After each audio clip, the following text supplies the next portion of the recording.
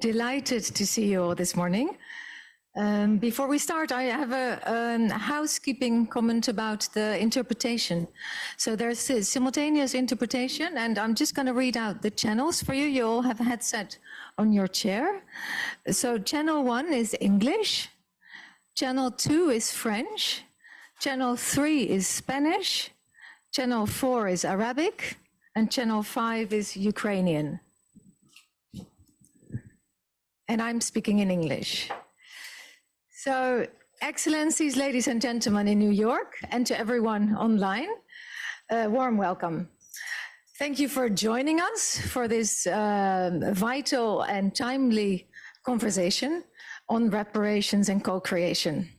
Let me start by thanking Minister Joly for co-sponsoring and for hosting us here this morning. And I would also like to thank, of course, the governments of France, of Japan, the Republic of Korea, and the UK for supporting GSF's work and for co-sponsoring the event today as well. And then we want to thank the government of the United States and the government of Ukraine for co-sponsoring the event, as well as the Office of SRSAG on Sexual Violence in Conflict. Welcome. And then I would like to thank Belgium, and I would like to thank the European Union for also their continuous support for the Global Survivors Fund. Then the list continues. I would like to express gratitude to all of the esteemed speakers that are joining us here today. It's a long list. You have seen it in the agenda. I think that's a good thing. The more supporters we have for survivors of conflict-related sexual violence and their right to reparations, I think the better. And that's where we start. I just want to take you back to 2019 when Security Council Resolution 2467 was adopted, and it called for a survivor-centered approach. Now that was an obvious goal, right? I think everyone could find themselves in the idea that when it comes to programming for survivors of conflict-related sexual violence, they need to be at the center.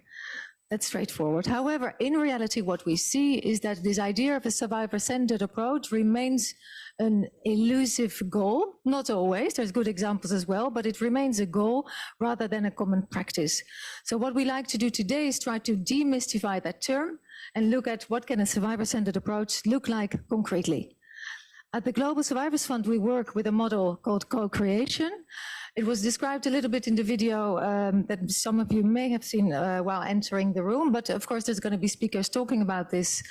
But very simply said, we work with survivors of conflict-related sexual violence in our programs at every stage. So that starts with the conception of the project, the implementation, the monitoring.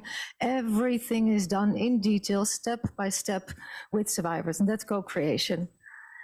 There's going to be people speaking about that, but perhaps just an example to show why does co-creation really matter, or why can it be really making a big difference. A few years ago, I was in Nigeria. Dr. Mukwege, you were there as well. You may remember that we were speaking to girls that had been held in slavery by Boko Haram, and they had now escaped or they were freed. And they were really powerfully saying, for us, reparations is all about education. We want to go back to school. You will remember, of course, the Bring Back Our Girls campaign.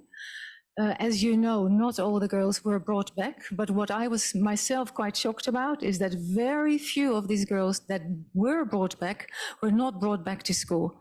And almost as an act of defiance, I would say, they're saying to us and to you, to all of us, we want to go back to school.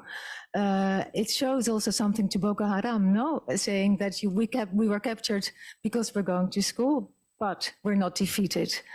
Now, and here is the beautiful example. That was a little bit of an introduction. 2 weeks ago, I spoke to a school principal from Nigeria, because we're starting a project in Nigeria, which is really about education as a form of reparation. And he has dedicated his school to helping reintegrate victims of Boko Haram back into the school system. Boys and girls. And what he's doing and what he was telling about is that he designs the curriculum, the school curriculum, together with victims. Because what he says is their needs have changed, really. So for them to, because of the brutal violence that they have experienced, So for them to stay in school, their adjustments need to be made in the system, in the curriculum. And the best way to do that is to develop that curriculum with these girls and boys. And he sees that's really working. Now, for me, that's a perfect example of co-creation. It's in this way that measures to support victims can be really reparative. Because it's really important with this way. It's recognizing victims as rights holders and giving back some of that autonomy that especially victims of sexual violence have been really stripped of. And this way have reparative value. Maybe last point I want to share is that in the research that we are doing as part of our work, we're now starting to see also that that whole process of co-creation actually has reparative value. So it's the data that's really backing this up, that it's the process that matters for a reparation program to be effective. Now, I think at the moment there's many contexts around the world where this idea of co-creation, working together with survivors in transitional justice processes, can really make a difference. It's now time for us to act on this, to back it up with laws, with enabling policies, but it's especially coming down to action. And with that, I would like to invite or give the floor to Christina Lam, journalist and award-winning author, who will be moderating today's event. So, Christina, the floor is yours. Thank you.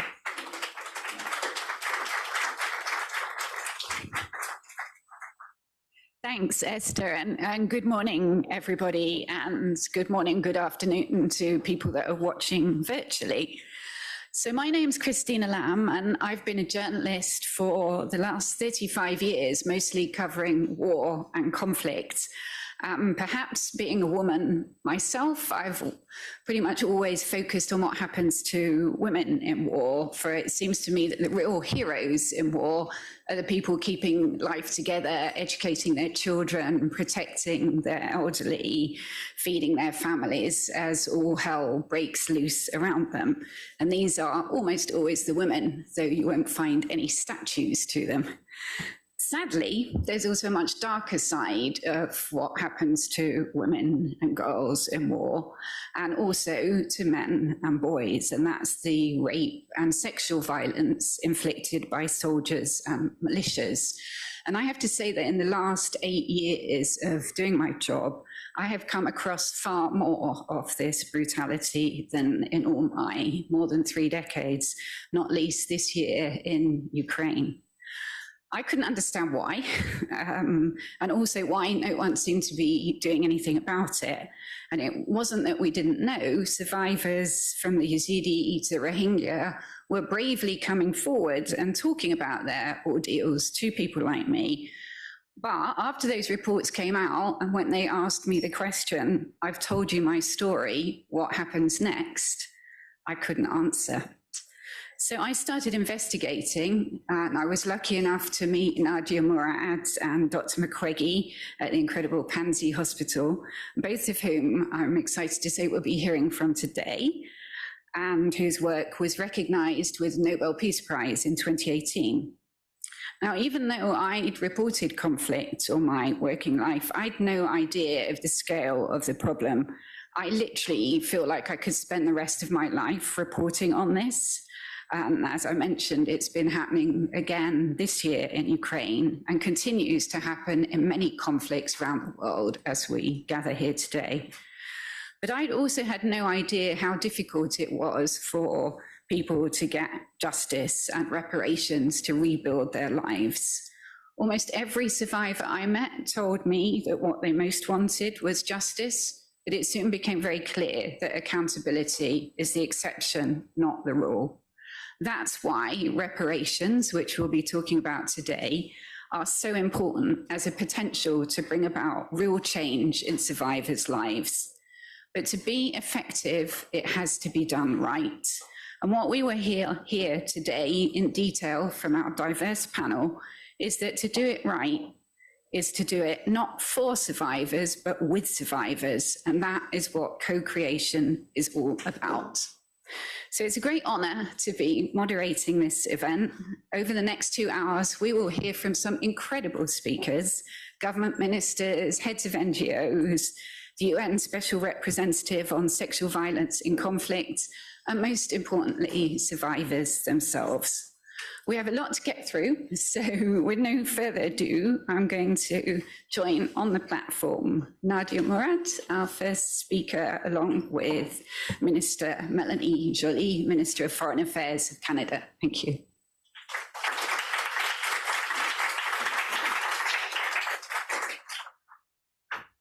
Thank you. Well, great to see all of you. Thank you, Nadia, for being with us. It's an honor to share the stage with you. And I'm convinced that everybody in this room is extremely inspired by your courage. And of course, I won't upstage. So please go ahead, moderator. Let me ask with a question for you, Minister. Canada has a feminist foreign policy.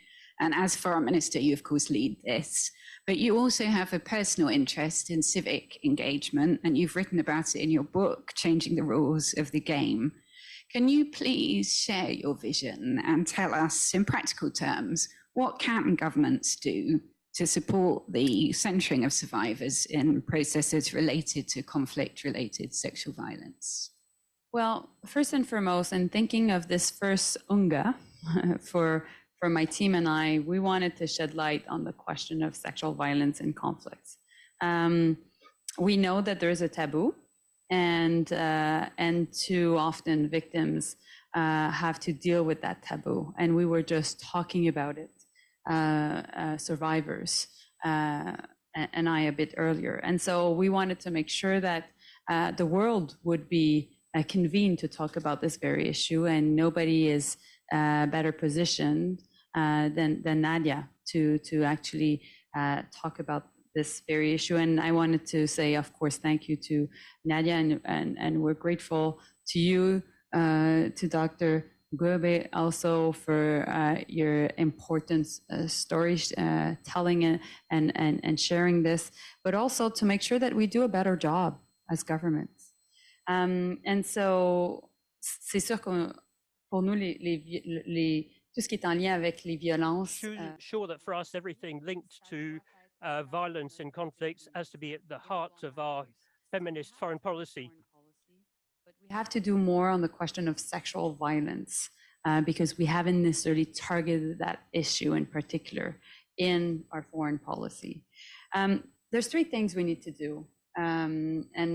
And that's what we've learned by talking to survivors is first and foremost, like I was talking about, this shining light on the issue, making sure that, you know, we don't let sexual violence really exist only in the shadows. That's really important. The second one is the question investigations. We need to support survivors as they are going through difficult inquiries, difficult investigations. And we will continue to support gender experts going through UN Women through these investigations.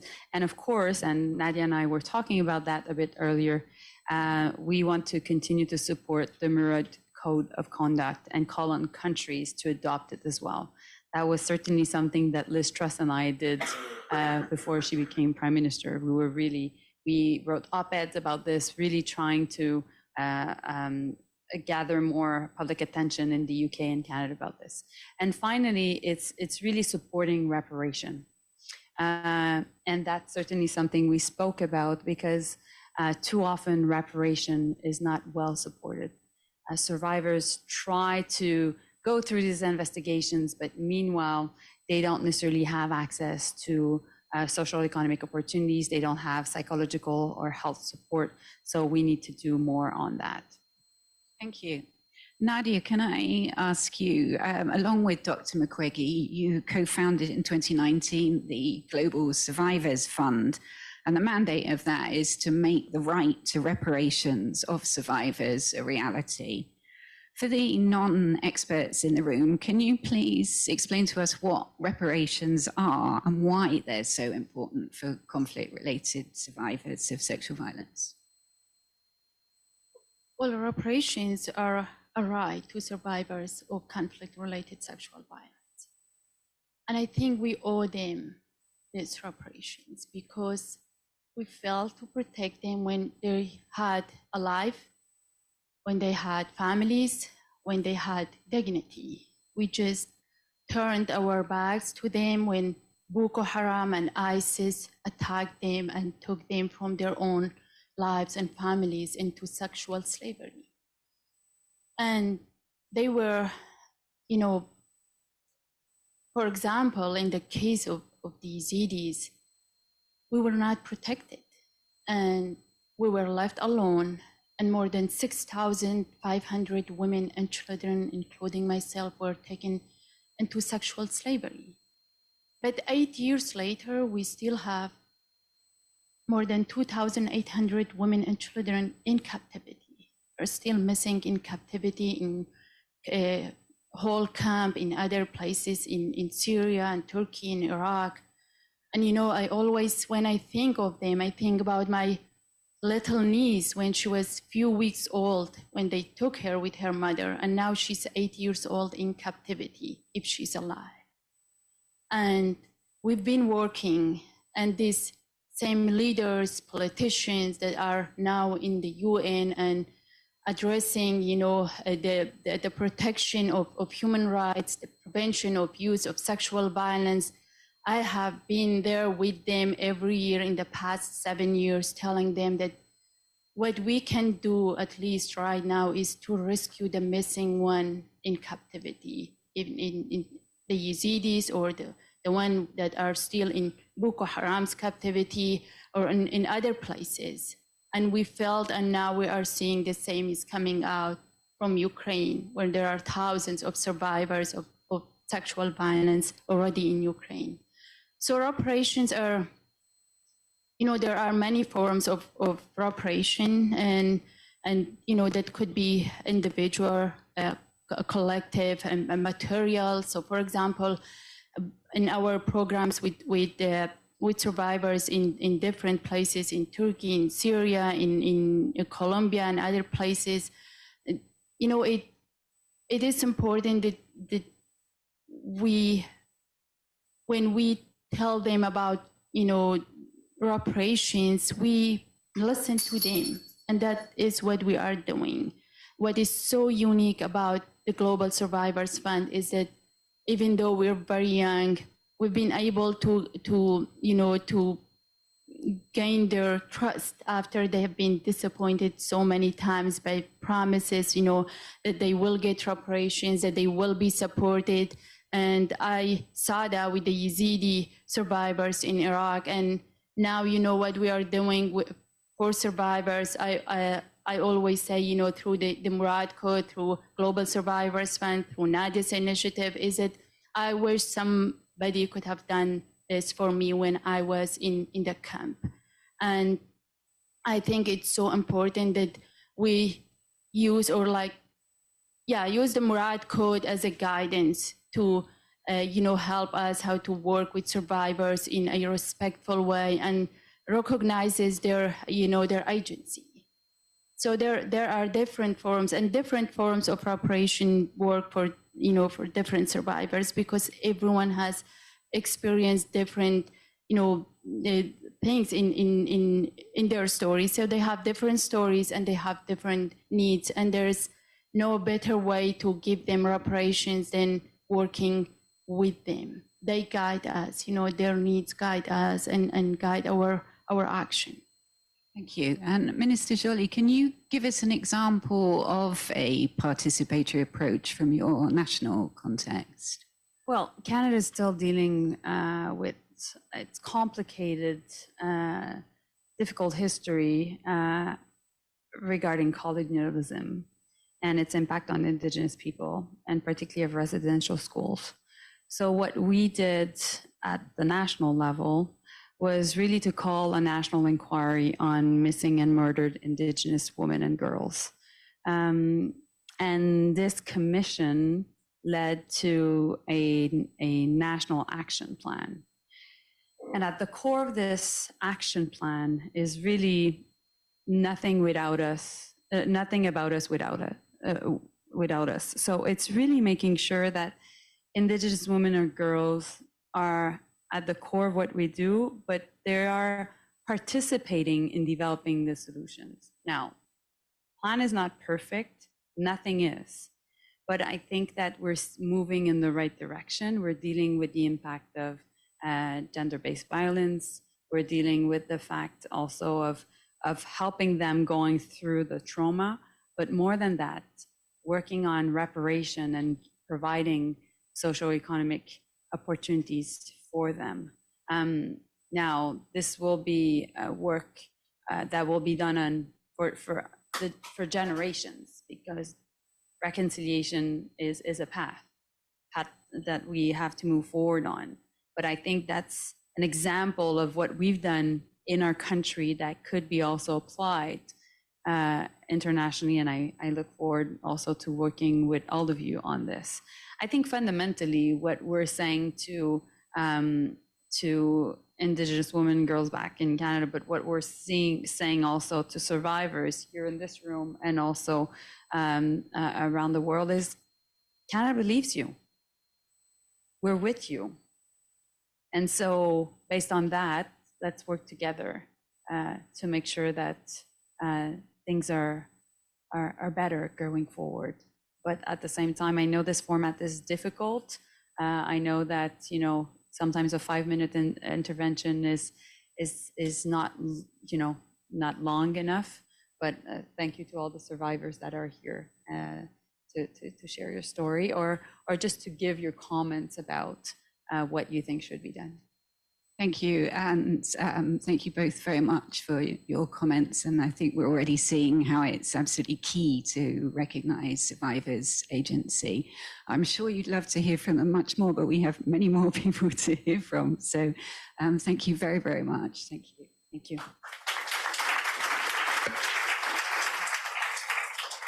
So for the next session, I'd like to invite to the stage Wendy Sherman, the Deputy Secretary of State for the United States, and Pramila Patten, the UN Special Representative for sexual violence for the Secretary General. Our other panelist, Catherine Russell from UNICEF, unfortunately is unwell, so it will be the two. Maybe. Yes. So first, we will hear from the Deputy Secretary of State, Wendy Sherman. Thank you. You know, generally we say it's great to be with you, and it is great to be with you, but on a subject that is hard and difficult and emotional and very personal for so many in this audience. So I make my remarks with tremendous respect, particularly for the survivors in the room and for the friends and colleagues and families of the survivors who also have to deal with the aftermath of these horrors.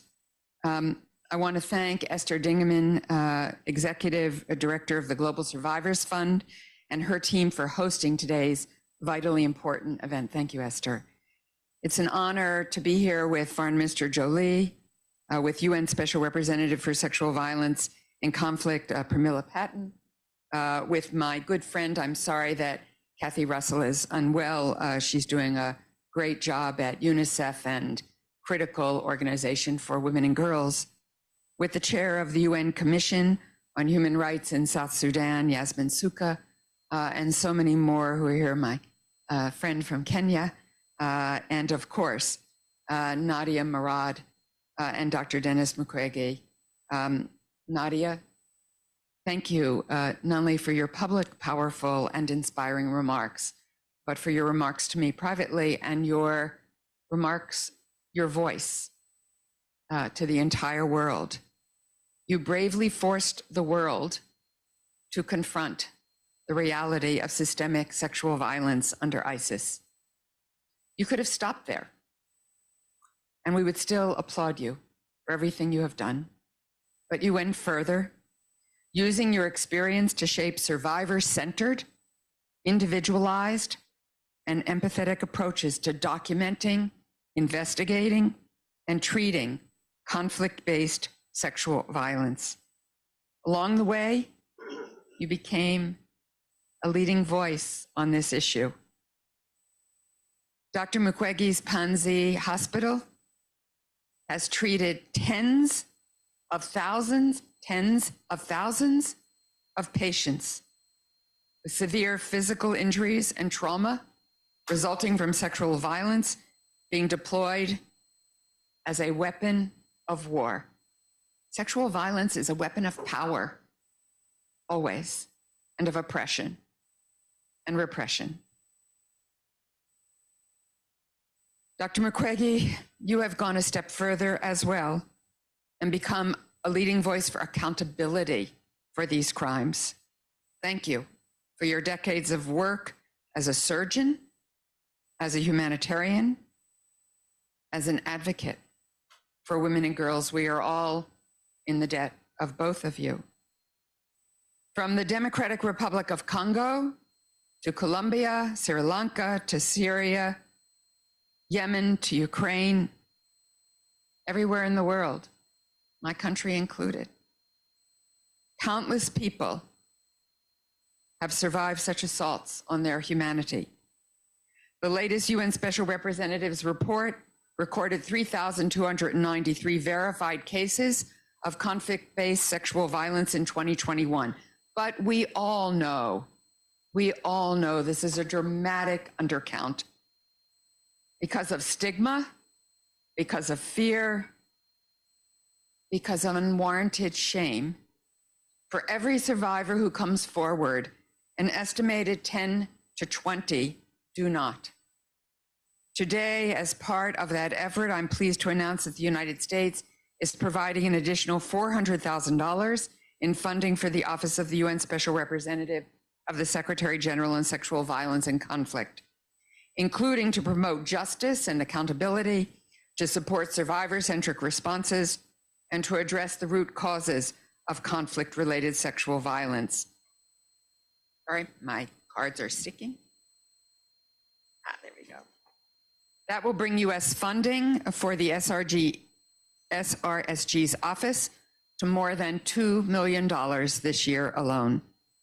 We've underscored our commitment to strengthening comprehensive policies, services, and prevention efforts around gender-based violence in the first ever U.S. National Strategy on Gender Equity and Equality, which was released last year. And later this year, we expect to release an update to the U.S. strategy to prevent and respond to gender-based violence globally, which will outline our policies and programs for addressing conflict-related sexual violence. I want to end with one of my most searing memories as a diplomat. I'm now serving my 5th Secretary of State and very proud to be the first woman Deputy Secretary of State in the United States, which is sort of shameful that it took to 2021 to make that happen. But fortunately, we've had women secretaries of state, and very proud of Secretary Jolie in her feminist foreign policy in Canada. One of my most difficult memories comes from visiting a refugee camp in Peshawar, Pakistan, with Secretary of State Madeleine Albright, a dear friend and colleague and leader in women's rights who passed away this year. Because we were women, we could meet with women and girls in the camp, doctors, teachers, students, homemakers, who had seen their lives in Afghanistan upended by the rise of the Taliban and had fled across the border. One teenager recounted seeing her sister being raped and then thrown from a window. The young woman telling us that story was about the same age as my daughter at the time. And my heart seized with the pain and fear and anger she must have felt and must be feeling still. Telling 2 strangers from America her story and her sister's. As a global community, we have a great deal of work ahead to bring an end to conflict-related sexual violence and ensure justice for survivors. This work is vital.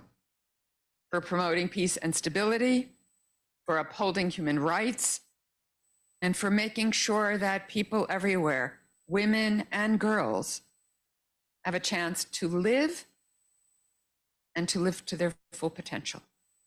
Thank you.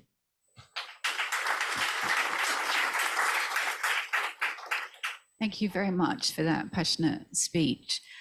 Now we're going to hear a pre-recorded video from Mr. Yoshimasa Hayashi, the Minister of Foreign Affairs from Japan.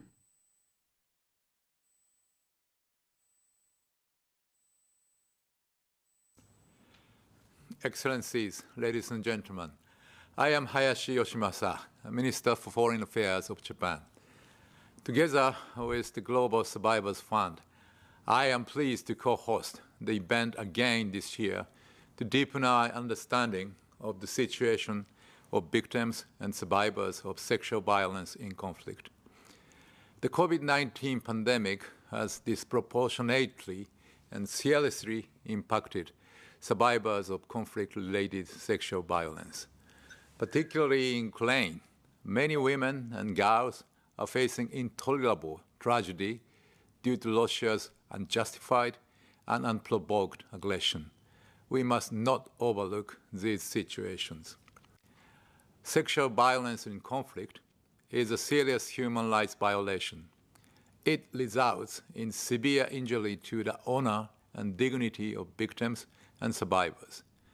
It has also impeded the economic independence of survivors.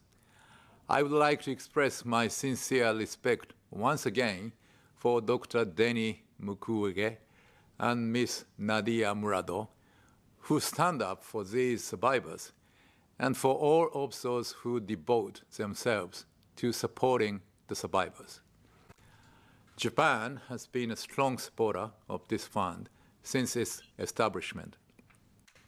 We have contributed a total of 6 million euros to the fund to date, including a recent contribution of an additional 2 million euros. Furthermore, Japan has been actively engaged in the fund's operation as a board member. We have also been contributing to the creation of mechanisms to hold perpetrators accountable by funding projects related to sexual violence in conflict, which are implemented by the Office of Special Representative of the Secretary General on Sexual Violence in Conflict. It is extremely important to put survivors of conflict-related sexual violence at the center of assistance processes and support those who have been enduring severe physical and psychological suffering. In order to eliminate sexual violence in conflict, we will continue to provide various forms of assistance in cooperation with all parties concerned. I hope that today's event will be a great opportunity for many people to remind themselves of the importance of preventing the isolation of survivors and supporting their independence, and thereby contribute to illuminating the way forward to a better and brighter future for all. Thank you very much for your attention.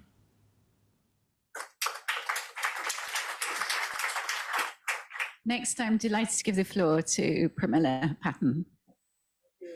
Excellencies, ladies and gentlemen, it makes me immense pleasure to be here today. I still recall, Denny, when we met in December 2018 in Oslo, and I told you how my visits in war-torn countries, what a survivor had shared with me.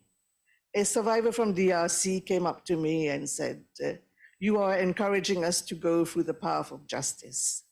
She said, "When I was gang raped and I told my family, I was not rejected by my husband and family." She said, "Then I went through the path of justice and the trial happened in the village. I won the case, but without reparations." And she said, "That's when my husband abandoned me." And she shared with me the dire poverty in which she and her family was living, including a child born of rape. And I told Denny that sexual violence is used as a tactic precisely to destroy lives. Sexual violence is used to shred the fabric of individuals, families, communities, and that reparations is critical. And the idea of the global of the reparations fund emerged in December in Oslo, and my office organized the first meeting in New York on the 31st of January 2019. We had a follow-up meeting in Seoul in June 2019, and we launched the Global Survivors Fund on the 30th of October on the occasion of the commemoration of the 10th anniversary of my mandate. I really commend you, Nadia and Denis and Global Survivors Fund for today championing the concept of co-creators, of survivors as the co-creators. As you just mentioned, Minister, sexual violence is too serious a problem for us to look for perfect answers. But we really have to make sure that the right to reparations, as you mentioned, Nadia, is fully implemented. My office launched model legislative provisions last year that include state-of-the-art provision on reparations that also include the concept that Esther was talking about, entrenched in the law itself, because we are talking about survivors being co-creators of reparations program. I have seen a couple of legislation where it is fraught with challenges if there are no provisions in the law itself. So that is why I thank you for the additional funding, especially focusing on justice and accountability, because my office would really like to see this model legislative provision and guidance be rolled out in countries. And right now, my office is supporting the government of DRC in the elaboration of its law on reparations. I was there in DRC in Kinshasa last year for the launch of the national reparations fund. My office also launched yesterday a prevention framework that includes justice and reparations as part of prevention. What I want to say is that I think we gather here today, and we all know that justice and reparations are what survivors request the most and receive the least. And we all have a responsibility to make sure that survivors, they're not asking for charity, they're asking for their right to reparations, to transformative reparations. We know that sexual violence, no one recovers from sexual violence, but transformative reparations can help them rebuild their lives and livelihood. And I think the international community should stand by the initiatives such as the Global Survivors Fund and my office in ensuring the right to reparations to survivors. It was a couple of years of advocacy that led to the adoption of Security Council Resolution 2467 that for the first time called for a survivor-centered approach to prevention and response, including transformative reparations. So the normative framework is there. The time is really to shift from resolution to solutions on the ground. The time is to shift from commitments to compliance. And I think each one of you in your respective capacity must really support relevant member states to have the adequate legislative framework in place and to treat survivors with the dignity that they deserve. Thank you. Thank you very much. That's a perfect note to move on to our next session. Okay, so for our next session, we will be hearing from survivors themselves. So if I could invite up onto the platform. Riyadh and Teze and Metro Bar and Irina. Can't see any of you, but I know you're here.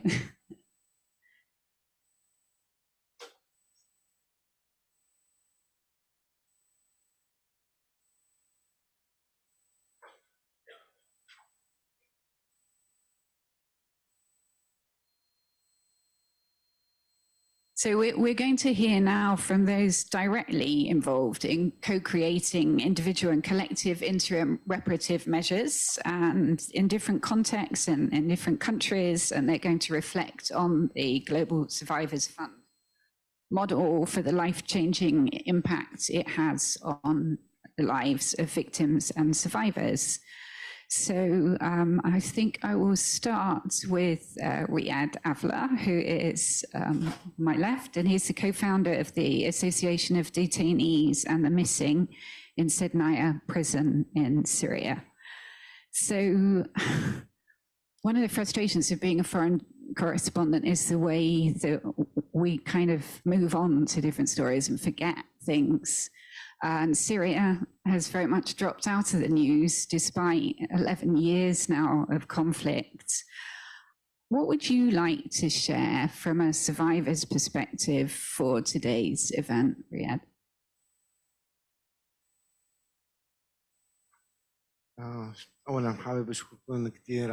First, I'd like to thank everybody on giving me this opportunity to be here with you. I'd like to start with that first Syria got out of the news and the media because the light is being shed on the Ukrainian war, and the people are starting to neglect the Syrian case. I'd like to tell you the first things about me. I am a Turkish citizen. I left Syria in 1996, and I was detained after going to study Arabic language, and I got detained because of a letter that I wrote about Rafat al-Assad, who's the brother of Hafiz al-Assad, about the crimes that were made against prisoners. Me and my friend, we were both detained based on that letter.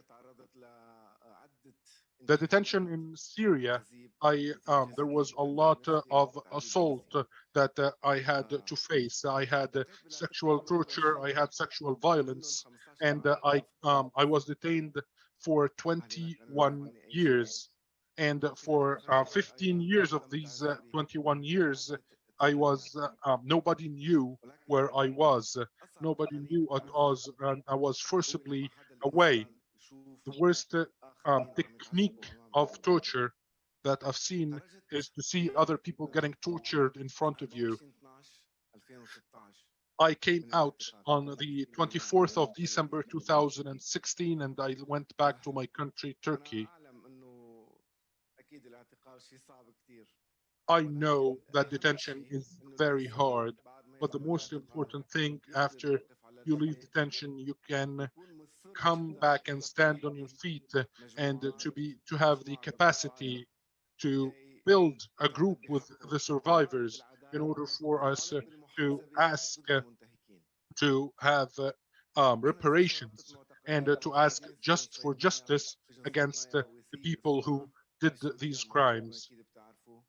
Of course, most of you know what's happening in Syria. We need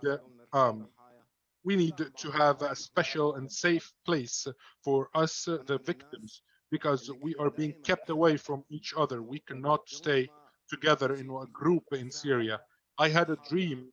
I was one of the people who had a dream to help the victims who are like me, who face the same things like me, but one hand cannot clap. And one day I got introduced to GSF, and I was recently introduced to reparation, because I know reparations are stopped in Syria, and because the Syrian government are repressing all the victims. This is the first time I hear about reparation, because this is our dream. There is no justice in Syria because everything is being marginalized and that nothing is, there is no light shed on the survivors, whether they are males or females. We need programs, and we need even programs, even if these programs are temporary, and we need them to be the core of these programs, because I have seen all of these things with my eyes when I did focus groups, and the survivors, males and females, they talked within these groups, and they told us this is the first time that we feel that we are getting justice. This is the first time to say what we wanted to say. And this is very important. This is very important for everybody. First of all, for me, it was very important to me because this was almost paved the way to my cure.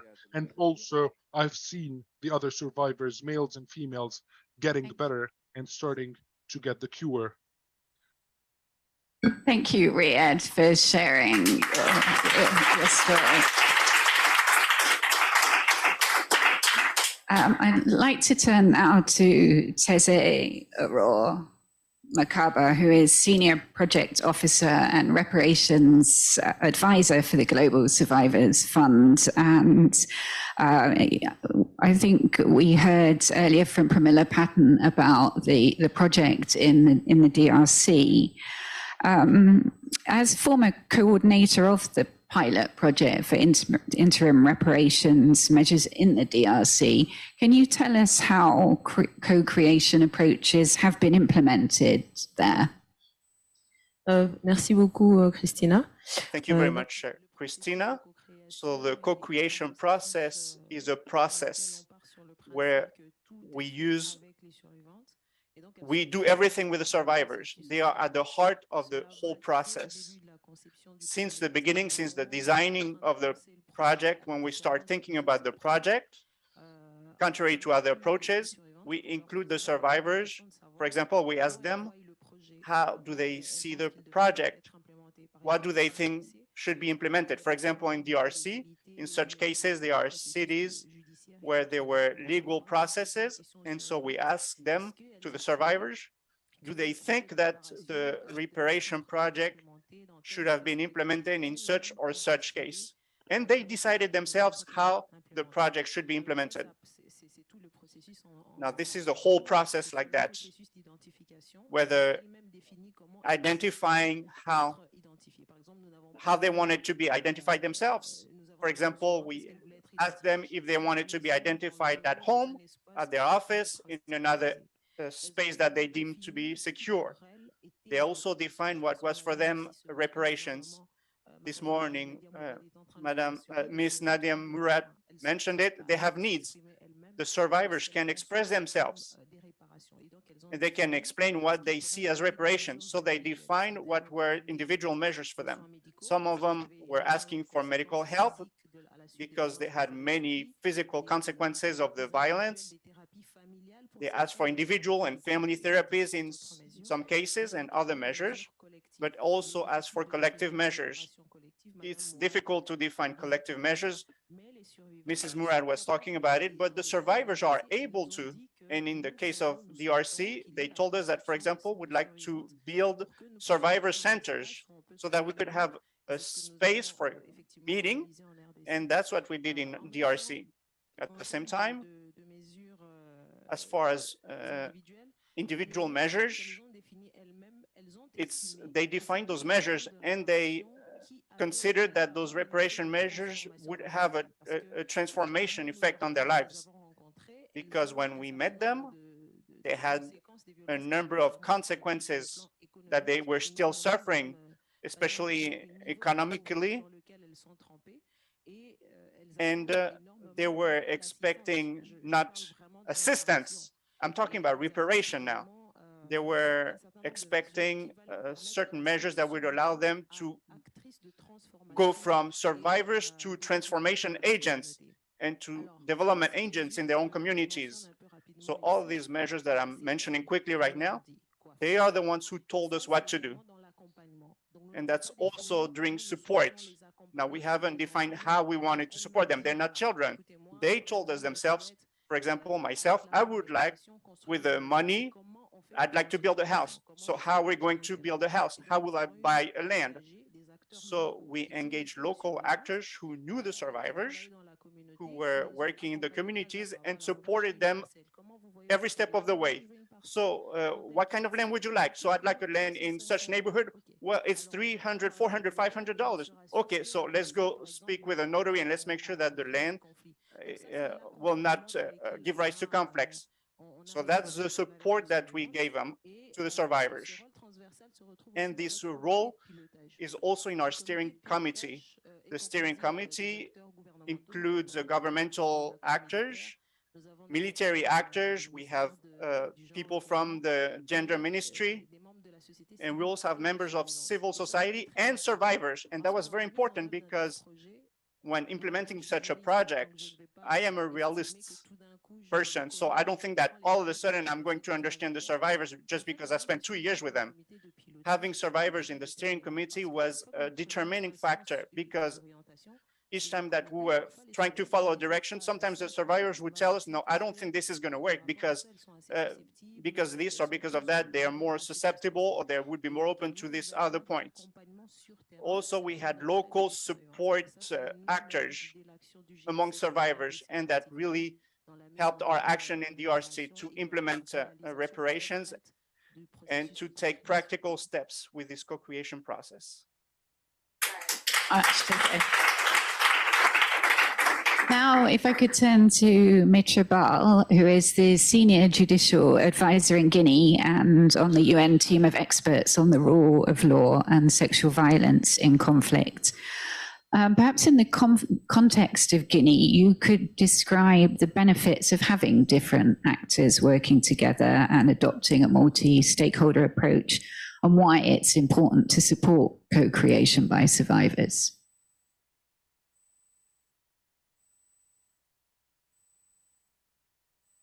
Merci, bonjour. Je suis Amadou. Hello, I am Amadou Bal. I'm the ex-president of the Supreme Court in my country. I am right now a legal advisor for Ms. Patton here, and I've been deployed for a few years to support the September 28th trial. I've been deployed by the Office of the Special Representative of the Secretary General under the joint communique from 2011, where we're committed to try that affair from September 28th. I've supported the panel of examining magistrates during the investigation. After this investigation, an order was rendered by the judges to refer the case to the criminal court. In 2018, with a team of experts of Ms. Patton department, the representative of the UN Secretary General, I proposed that a steering committee be put in place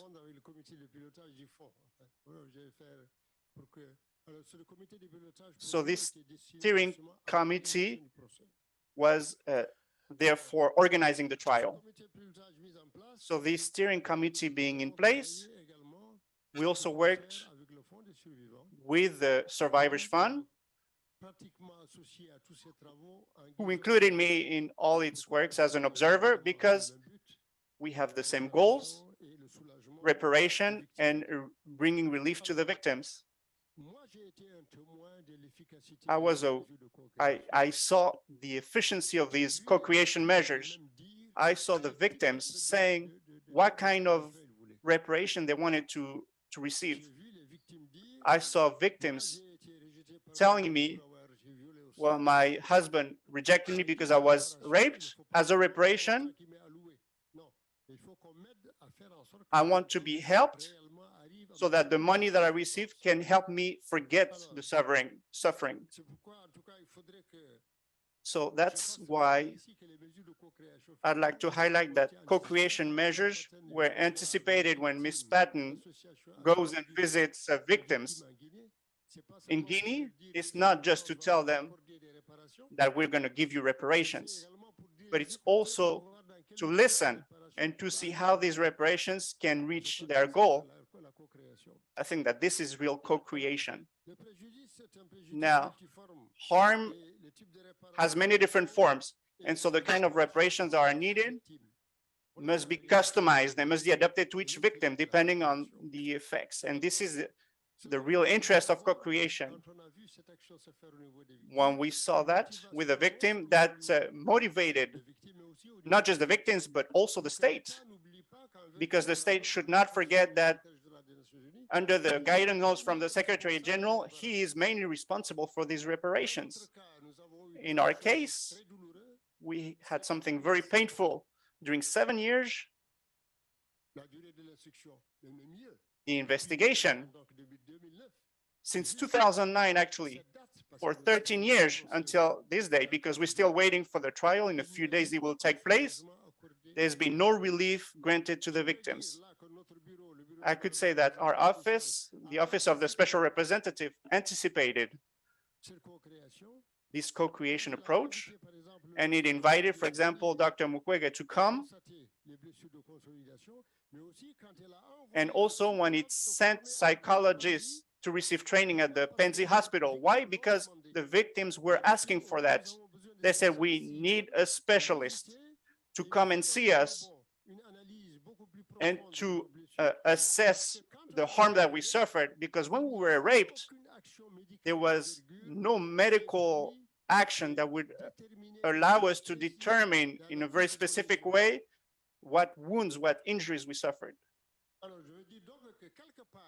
So the Office of the Special Representative anticipated this co-creation approach, because the victims then told us, okay, now we feel at peace. If there are rapes, now we have specialists who are trained, who will be able to tell the judge, these are the consequences. These are the injuries that were suffered. So you can have a more specific idea of the type of reparations that are needed. Now, talking about reparations, you know, the doctor may tell on the technical level what the injuries are, but he cannot assess the pain. He doesn't know how much suffering the victim has endured. He doesn't know if the victim will know how much reparation she needs. There's a medical certificate, permanent disability, but the doctor doesn't really know what it is. It's the survivor who knows, this is what I need in order to find reparations. So in these conditions, we try to overcome this step, and with the help of civil society, they work very hard. With September 28th, there are more than 600 civil parties for the few accused. There are witnesses who are still hiding, but we're going to find them for the trial. What we're trying to say is that in this room, there are people who played a very important role. Dr. Mukwege, I could talk also about this representative of the Secretary General, Ms. Patton, because since the beginning, they understood that reparations should have economic, social impacts. I thank you.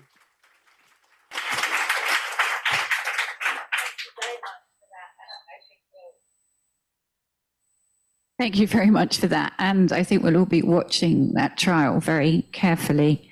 Can I now turn to Irina Dovgin, who is from Ukraine, from SEMA, and a board member of the Global Survivors Fund. Ukraine is unique in that it is already responding to and prosecuting war crimes while conflict is going on. But when I was reporting from there recently, I was also told that there's a reluctance among survivors to come forward because they feel that nothing has been done in the past. How can reparations change that, Irina?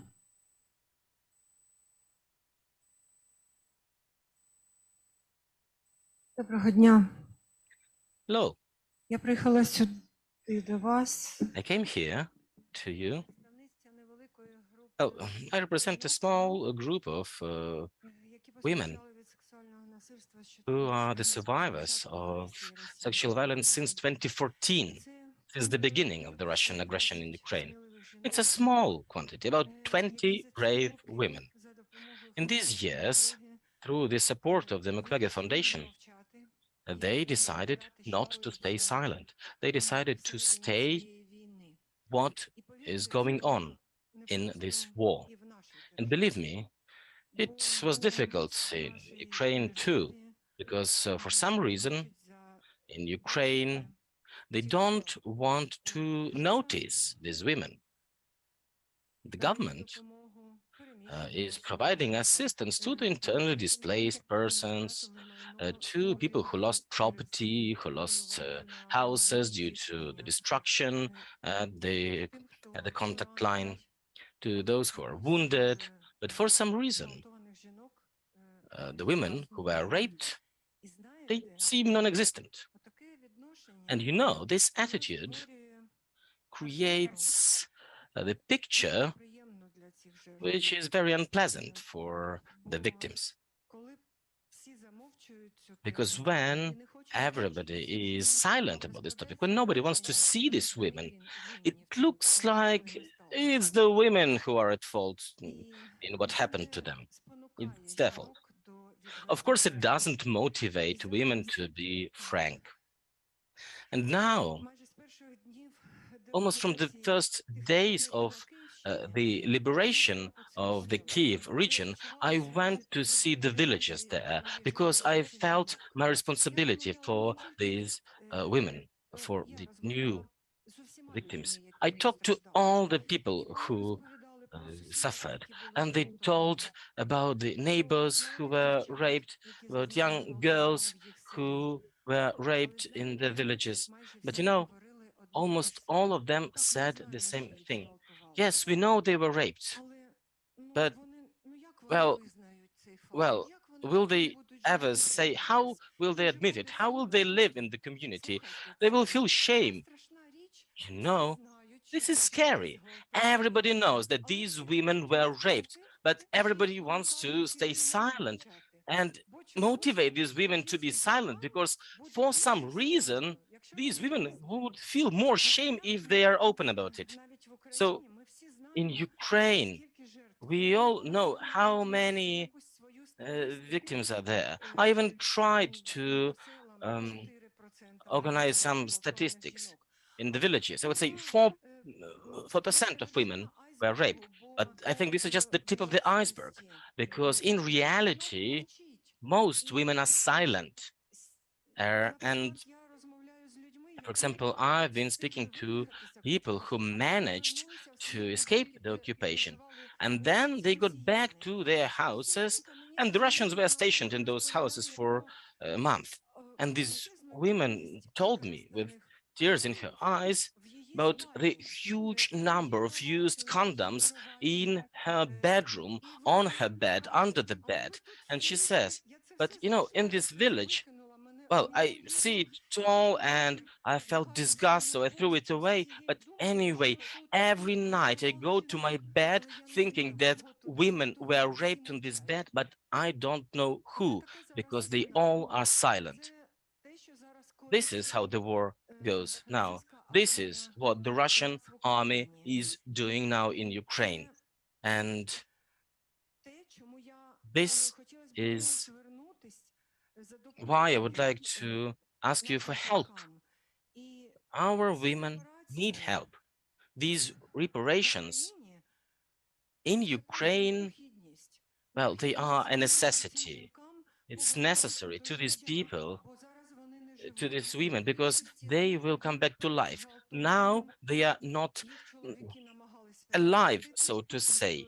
The men who tried to protect them, they were killed mostly.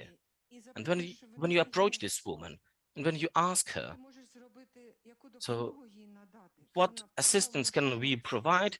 These women are shocked. Sometimes they say, like, oh, God, can you bring my husband back to life? This is the most important thing I've had. She lost her support in life, because her husband, well, also they were sometimes providing for the family, and she lost that too. It's horrible. Irina, some people say that reparations can stigmatize survivors. What's your view of that? Так, є таке бачення, що надання репарацій стигматизує жінок, але як я вже сказала, Yes, there is such an opinion that reparations could cause stigmatization of these women, but I believe that the greatest stigma these women suffer is that they are remaining unnoticed and they don't receive any help. This is the most terrible stigma which deepens their trauma even further, because everybody knows that they need help, and they are looking for different reasons for avoiding helping them. You shouldn't make the raped women into permanent victims. We should do something which would empower them to live their lives and do something. I keep hearing that rape is a war's weapon. And what I think is as follows: if I suffered from a weapon, if I have been wounded by a weapon, I could heal myself and could become a weapon that will punish the rapers. I want to become this weapon, and that's why I'm here today with you. Thank you.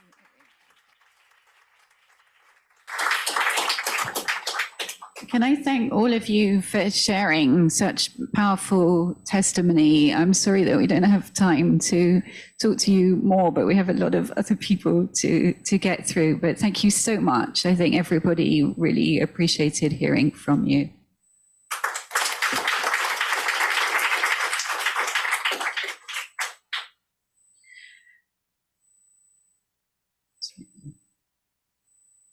So for our next session, we're going to hear from high-level state representatives about survivor meaningful participation. So can I invite to this stage Lord Ahmed and Mr. Yongmin Park and Ms. Zakrapulu and Ms. Katerina Levchenko.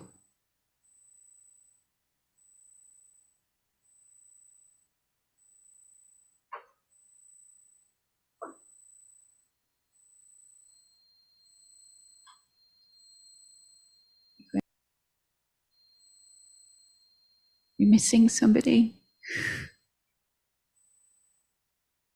Oh, okay. That's okay. All right. We will start without.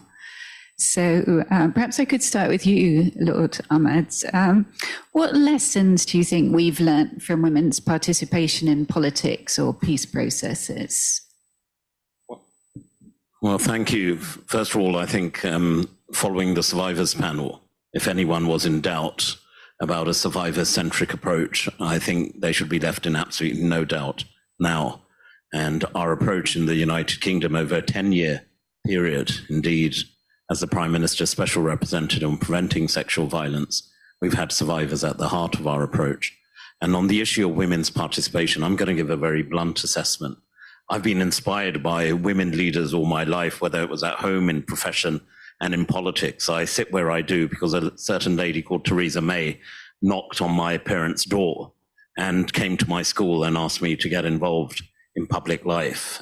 Melanie Jolie mentioned the Foreign Secretary, now Prime Minister in the United Kingdom. And as we mark the passing of an incredible woman leader in the United Kingdom, and thank you for all your incredible support, we've also been steered during our political life by 3 women prime ministers. I say all of that because when it comes to the international stage, we still talk about women in a periphery role. We talk about women being mentored. This is 2022. Women should be at the heart and soul of every peace mediation right from the start. We have a UN Security Council resolution, UNSR 1888, and it talks about engagement involvement from the start, but it shouldn't be a periphery. It should be at the heart and soul of everything we do. And I've been very proud, whilst there's so much to be done, and we look forward to welcoming you all to London in November for our conference on preventing sexual violence in conflict. We've been informed by a survivor approach, but by inspiring women. One who is sitting directly in front of me, Nadia and Murad, and I met many years ago. And the Murad Code that I was proud to announce at the UN Security Council in April this year was inspired by Nadia, who talked about her experience. It was because of Nadia, Pramila and I, the SRSG, traveled to Iraq. We met with women survivors. There's testimonies, as we've heard today. Shocking is probably the understatement. But for someone in public life, in politics, it's about what do we do? And we have not only to be inspired by their example when they become the most passionate, powerful advocates of this particular issue, but those women also, we owe them a duty of trust. If they've shared with us their insights, their valuable insights into what should be done, we should then act. And whether it's through the Murad Code, whether it's through the engagement we've had with this particular Survivors Fund, I mean, this is phenomenal. And I praise Dr. Mukwege, what some of you may not know about this incredible gentleman is, he's put his own life literally on the front line at risk. For doing what? For providing support primarily to young girls and women who've come to him broken in their bodies, broken in terms of who they are, what they are. And this incredible gentleman and his team helped to send them on their way in terms of trying to help them to survive that first ordeal. We often, Christina, talk about justice for women and justice for these girls. What Dr. Mukwege and the Global Survivors Fund does is provide that initial support. Justice can be, and those wheels of justice can move very slowly, but what the fund does is provide that support which they need there and then. It may take a survivor, as I've met incredible women in the Rohingya Bazaar, women survivors who went through the ordeal in Myanmar, who saw and were raped and tortured. Then they came to Bangladesh, to the Cox's Bazaar. What was worse for them was that then some of their own did exactly the same to them. And that continues to this day. There is so much to be done, Christina, and may I, talking about women leaders, praise you. This lady has written an incredible book about this. And I suggest to anyone who hasn't read it, read it. My wife read it first, and then she said, Tariq, I know you're reading a lot of papers, but make some time, read the book, and I have. And you inspire us, and I think your example should inspire other journalists, both women and men. And to all the men in the room, I share one final anecdote. I was in Pakistan, like Wendy Sherman. I was visiting some of the women who were escaping from the first bout of what the Taliban made them endure. And I talked about the importance of women in Islam and the empowerment of Islam for women. And someone gave a throwaway comment. They said, who does he think he is? In Urdu, Aurton ka vakil, which meant the women's advocate. They didn't know I spoke fluent Urdu. And I turned around and I said, you know what? You said it as a sarcastic remark. I wear that on my lapel as a badge of great pride. So engagement of women, if we want sustainable mediation, sustainable peace, and for the long term, it cannot be the case that any country, that applies to my country as much as any country in the world, that we deny well over 50, 60% of their population right, not just to be involved, but to be pivotal, to lead a country. And any country that denies that right will not be sustainable for the long term. Thank you. Thank you. I think, as the late Ruth Bader Ginsburg said, women belong in all the places where decisions are being made. And it's great to see a man, actually, Lord Ahmed, really advocating that. And through various governments, now various prime ministers, I've seen that he's kept this issue really burning in the UK. And I think we were saying earlier that you're still the only, which is sad, only special representative for this. And I would like to see other governments do the same thing. Absolutely. It's lonely up here as the only prime minister or president's envoy. We do loads of envoys around the world. Well, this issue is important. I know how important it is to Foreign Minister of Canada, amongst many others in this room. But it'll be good to have a bit more company, men or women. No, I'm not fussy about that. Thank you. Okay. So can I turn to another man now? Mr. Youngmin Park, the Deputy Minister for Multilateral and Global Affairs for Korea. And could I ask you why you think participation of survivors in transitional justice processes matter? Yes, thank you very much. Before answering that question, I'd like to pay my tribute to Dr. Mukwege and Ms. Nadia Murad. Their selfless commitment and extraordinary work in protecting and advocating the rights of survivors of sexual violence in conflict has been an inspiration for us all. The Global Survivors Fund that they created to support survivors of sexual violence has been transforming the lives of those affected. I also thank Minister Jolie and Team Canada for organizing this meaningful event. I'm honored to be part of it. The Korean government, as a member of its board, member of the board of the GSF, an advocate of the survivor-centered approach, is a strong supporter of the fund. Thanks to these tireless efforts, we have been gradually witnessing progress in understanding the critical importance of providing support and assistance to survivors of sexual violence in conflict.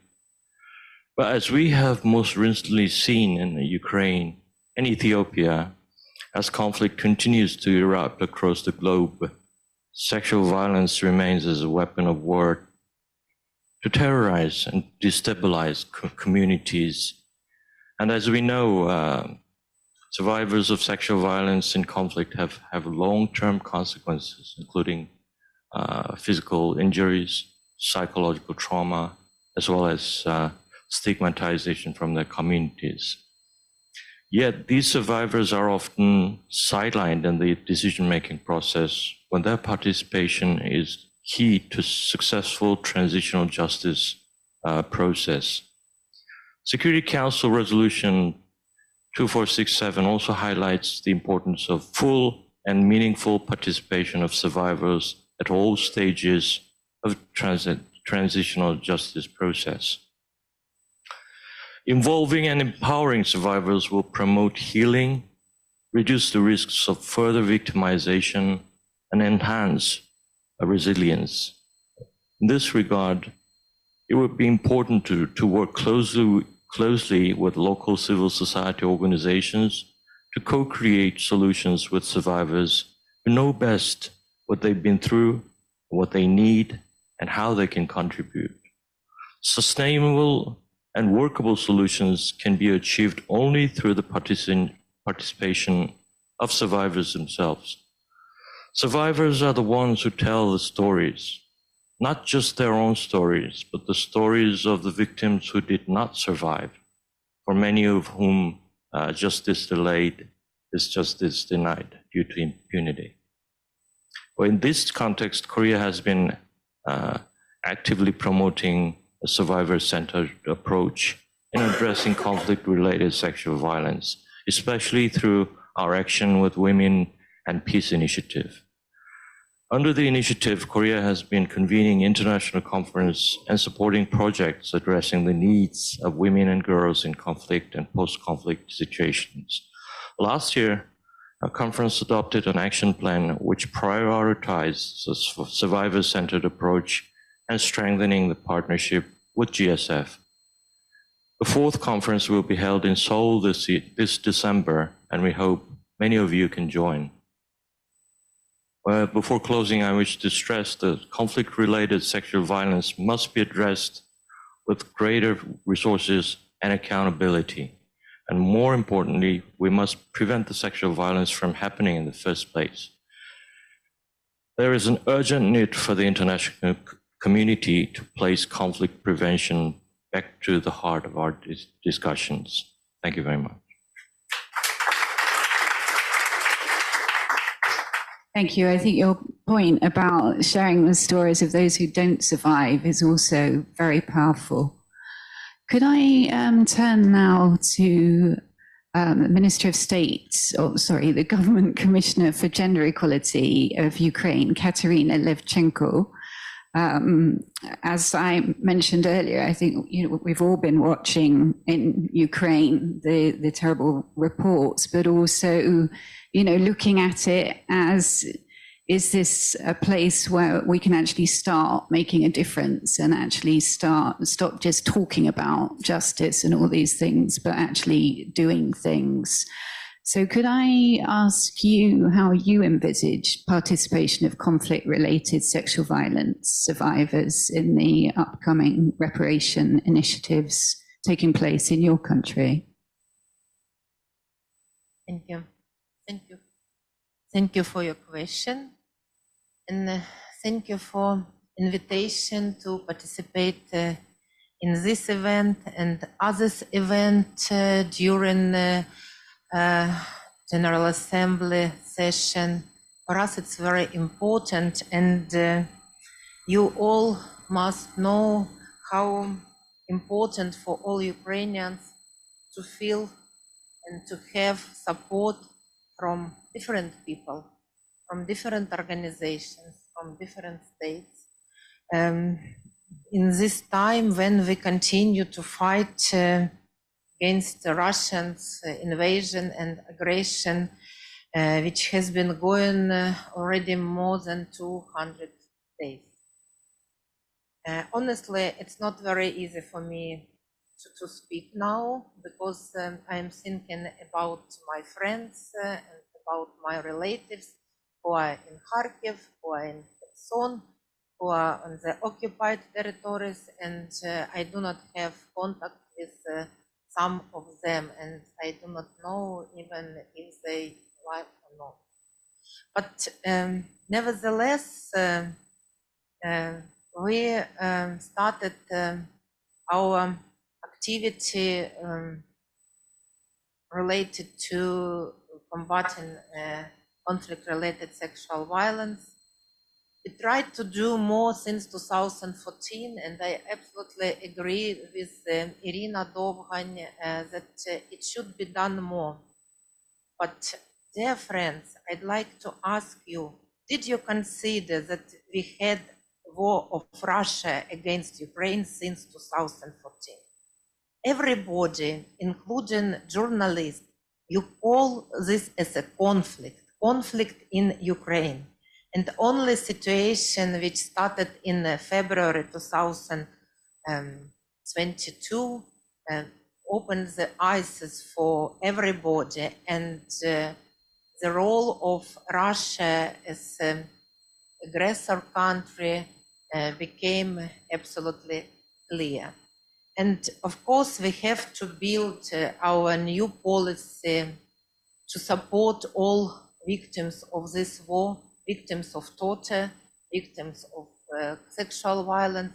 And I have to tell that Russia already used all possible and impossible weapons, including prohibited weapons in Ukraine, and used all war crimes and committed all war crimes in Ukraine, which identified by international humanitarian law, because it feels its impunity, and its people also feel its impunity. And thank you, Mrs. Patton, for your visit to Ukraine in the beginning of May. It was one of the first visits of the representative of international organizations.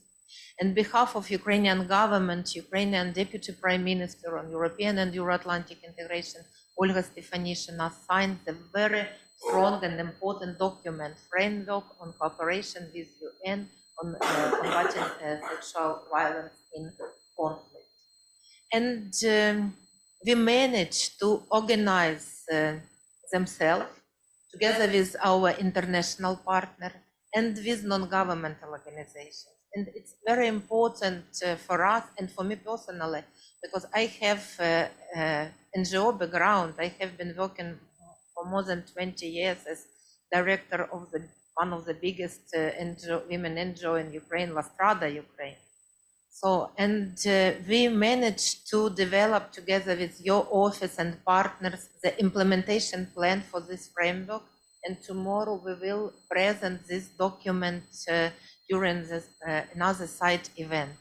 For us, it's real very important document. And a lot of non-governmental organizations were involved in this process. And I consider that it is one of the important tools how we can communicate with victims of conflict-related sexual violence through non-governmental organizations. If you have any advice how we can strengthen our communication and cooperation, I will be very thankful for you. La Strada, Association of Women Lawyers, URFEM, Informative Consultative Women's Center, Ukrainian Women Fund, which is financed by Canada government, and I thank you very much for strong support of Canadian government to Ukrainian women NGOs. I stressed women NGOs because it's really very important. East Ukrainian Center for Human Rights and SEMA Network, they are our partners.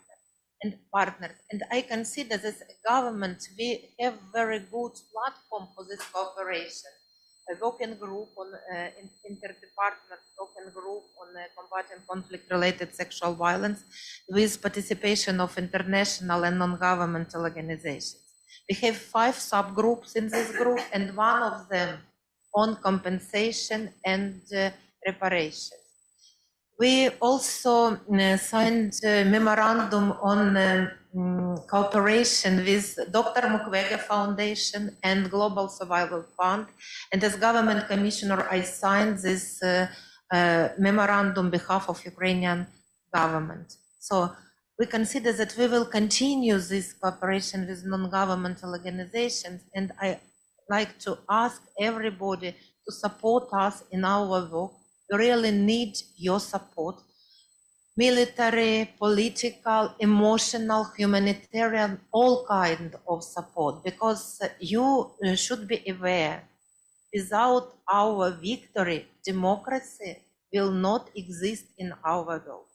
And without support to victims of sexual violence, we will not have gender equality and ensuring of women's rights, not only in Ukraine and Europe, but in the whole world. So thank you very much for cooperation, for support, and as government of Ukraine, we're ready to continue this very, very important activity. Thank you.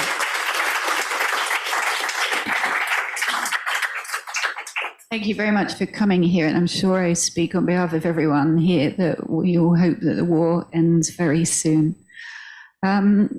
It's been very interesting hearing from state representatives. So I'm going to have to wrap it up quite quickly, but I'll just ask a quick question. I mean, we're talking a lot about survivor participation and reparations, but how can we actually make that happen meaningfully? Can I ask you, Lord Ahmed?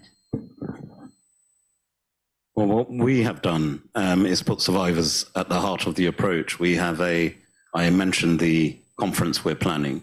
In 2019, we appointed 2 survivors, 1 man, 1 woman, to actually inform government policy.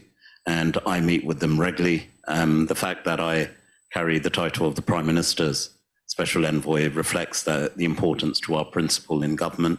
We've also have a 3-year strategy, which we'll be launching in November. That's been informed by survivors. We have a quarterly steering group, which has NGOs, INGOs, but also survivors. When we developed the Murad Code, it says what it does on the tin. We worked with the Murad Nadia initiative and launched the Murad Code. These are practical, specific examples of putting survivors at the heart of government approach. And they're here, we've heard from them. And if we don't utilize and leverage their insights and expertise, we could dream up a very nice looking document strategy. But to make it really work in terms of action on the ground, we need survivors at the heart of our approach. And certainly that's what we've done. Thank you very much. Okay, I'd like to thank the panelists here, and then we'll move on to the next panel. Sorry, I feel like I'm rushing everybody off. So for the next panel, we're going to look at sort of what steps can be taken to move forwards. And so I'd like to invite up here Ms. Yasmin Suka and also Yasmin Sharif. We have two Yasmins. And also Jacqueline, can I invite you? Yes.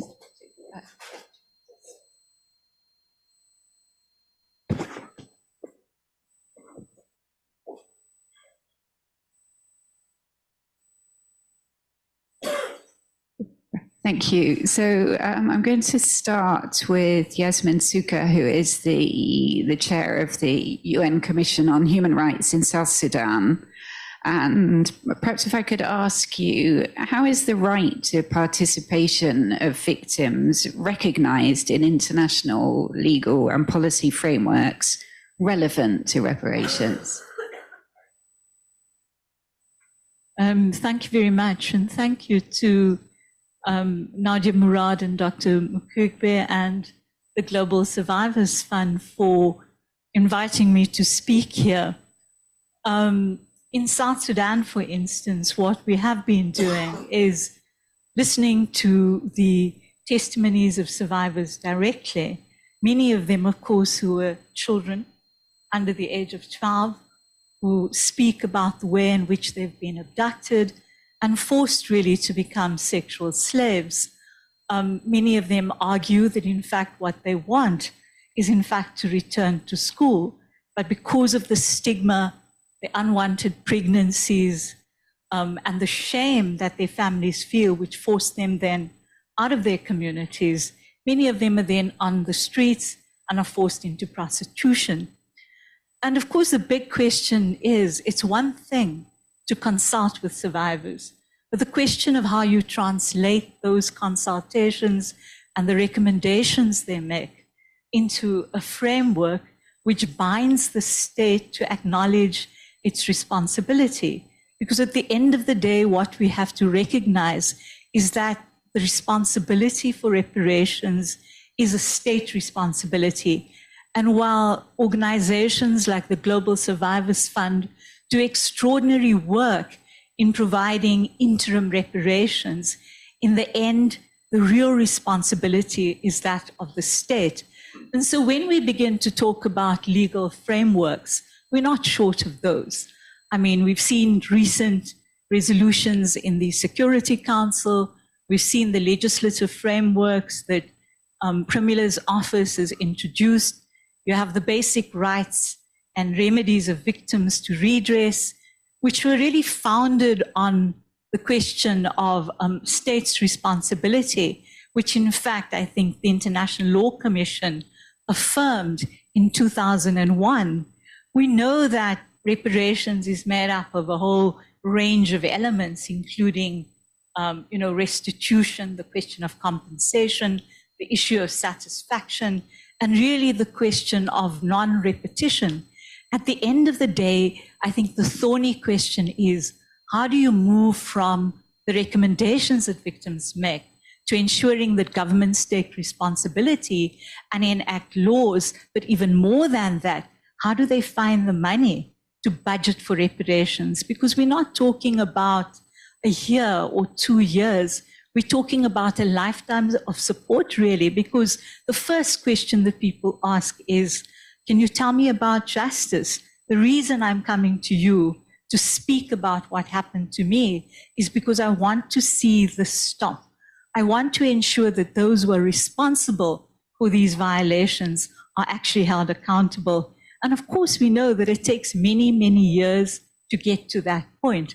But if you don't have access to medical assistance, if you don't have doctors actually documenting what kind of violations you've suffered, the kind of injuries you're sustaining, how do you produce that to support what women are saying across the world? And so that, and then of course, the second step is, how do you get states, and particularly those states where the security forces have signed agreements saying they will hold people accountable, how do you get them to actually do something about that? In South Sudan, for instance, we've seen trials 24 people put on trial, 17 of which were convicted. But you know, the question that the victims asked is, how do we know that the people convicted are actually the ones who are still in prison? What happened to the reparations we were promised by the military? It disappeared somewhere between Juba and where we are. So what was the point of that? And in fact, now we feel doubly victimized because people know that we've been violated, the value of, and particularly for young girls, in a country where your value is determined by bride price, cattle. The moment there is an assault on your body, your purity is something that is suspect. And so when you actually pluck up the courage to actually go and testify, you then suffer victimization if there is nothing of value that happens afterwards. So I don't think that we are short really of the question of a legal framework, but it is the question of political will and political processes. And that is why we have to engage with states to ensure that they own up to their responsibilities. And money is a huge part of it. Many of the women will tell you no services exist. We continue to face food insecurity, and all they want is acknowledgement. They want the recognition that the state recognizes them as citizens, and they want their trust in the state restored. And so we have to be very, very careful too in the way in which we do our work, because if we create expectations that we cannot meet, then we too will end up letting them down. And that is why that question of their participation, their articulation of what their needs are is so critical. And in fact, when we look at the lessons across the world, and we've seen that from many judicial processes, we've seen reparations programs emanate from transitional justice processes. At the end of the day, the ones that work are the ones where survivors themselves have said, this is actually what we want, and this is what we need. We know that compensation in and of itself doesn't fix everything. And we've seen many programs around the world where governments have put money in, but where they haven't included the voices of survivors, you find that those programs actually don't work. And so that question of participation, the question of acknowledgement, all of these are enshrined in many resolutions, in many laws. But at the end of the day, that process of getting the voices of victims heard, I think is quite critical. As the women in South Sudan said to me, we've had our testimonies documented many times. Why is your process going to be different? And what we say is actually what we are doing is we are storing the evidence. We are preserving it for future accountability. It may well be that these criminal processes don't happen now in the next 5 years, but one day it will be. And that is why it's important for the world to hear your stories, but also for the evidence to be collected and preserved and enshrined for the future. So they do envisage a future. And as one young girl said, education, I want to go back to school. But the only way that that can happen is if somebody is going to make sure that I have the fees, that I have the freedom, and that the stigma of not being targeted as somebody who suffered sexual violence is something that I will carry around with me as a name tag. Thank you. Thank you. I love the point that you make that we don't really need more resolution. Me encantó ese punto. Recuerdo haber ido a Sudán del Sur hace unos años con Sophie Wessex y haber escuchado a la mayoría de las personas que el proceso de model in terms of the chapter that have been added on sexual violence, but actually, how do you implement that? It's no good just having these resolutions. I mean, it does provide, you know, for what we would call a really holistic transitional justice program. It speaks to reparations and compensation and a recognition of sexual violence, but it also sets up a hybrid court to ensure that there's criminal accountability. And I think when you do this kind of work, you realize that when you're dealing with high-level perpetrators, unless you actually deal with them at a criminal level and you send a message that a state will not tolerate that, you're not ever going to stop it. And so it's really important that the African Union, which has taken responsibility for setting up the hybrid court, actually gets its act together and does exactly that if it wants to honor its commitment to the revitalized peace process. Thank you.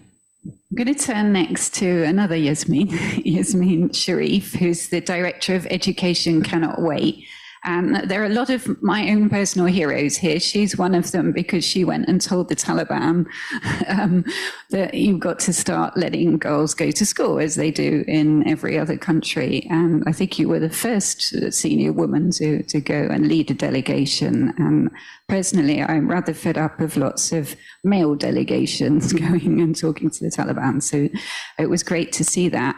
So can I ask you, we've heard from various people about the importance of education as reparation.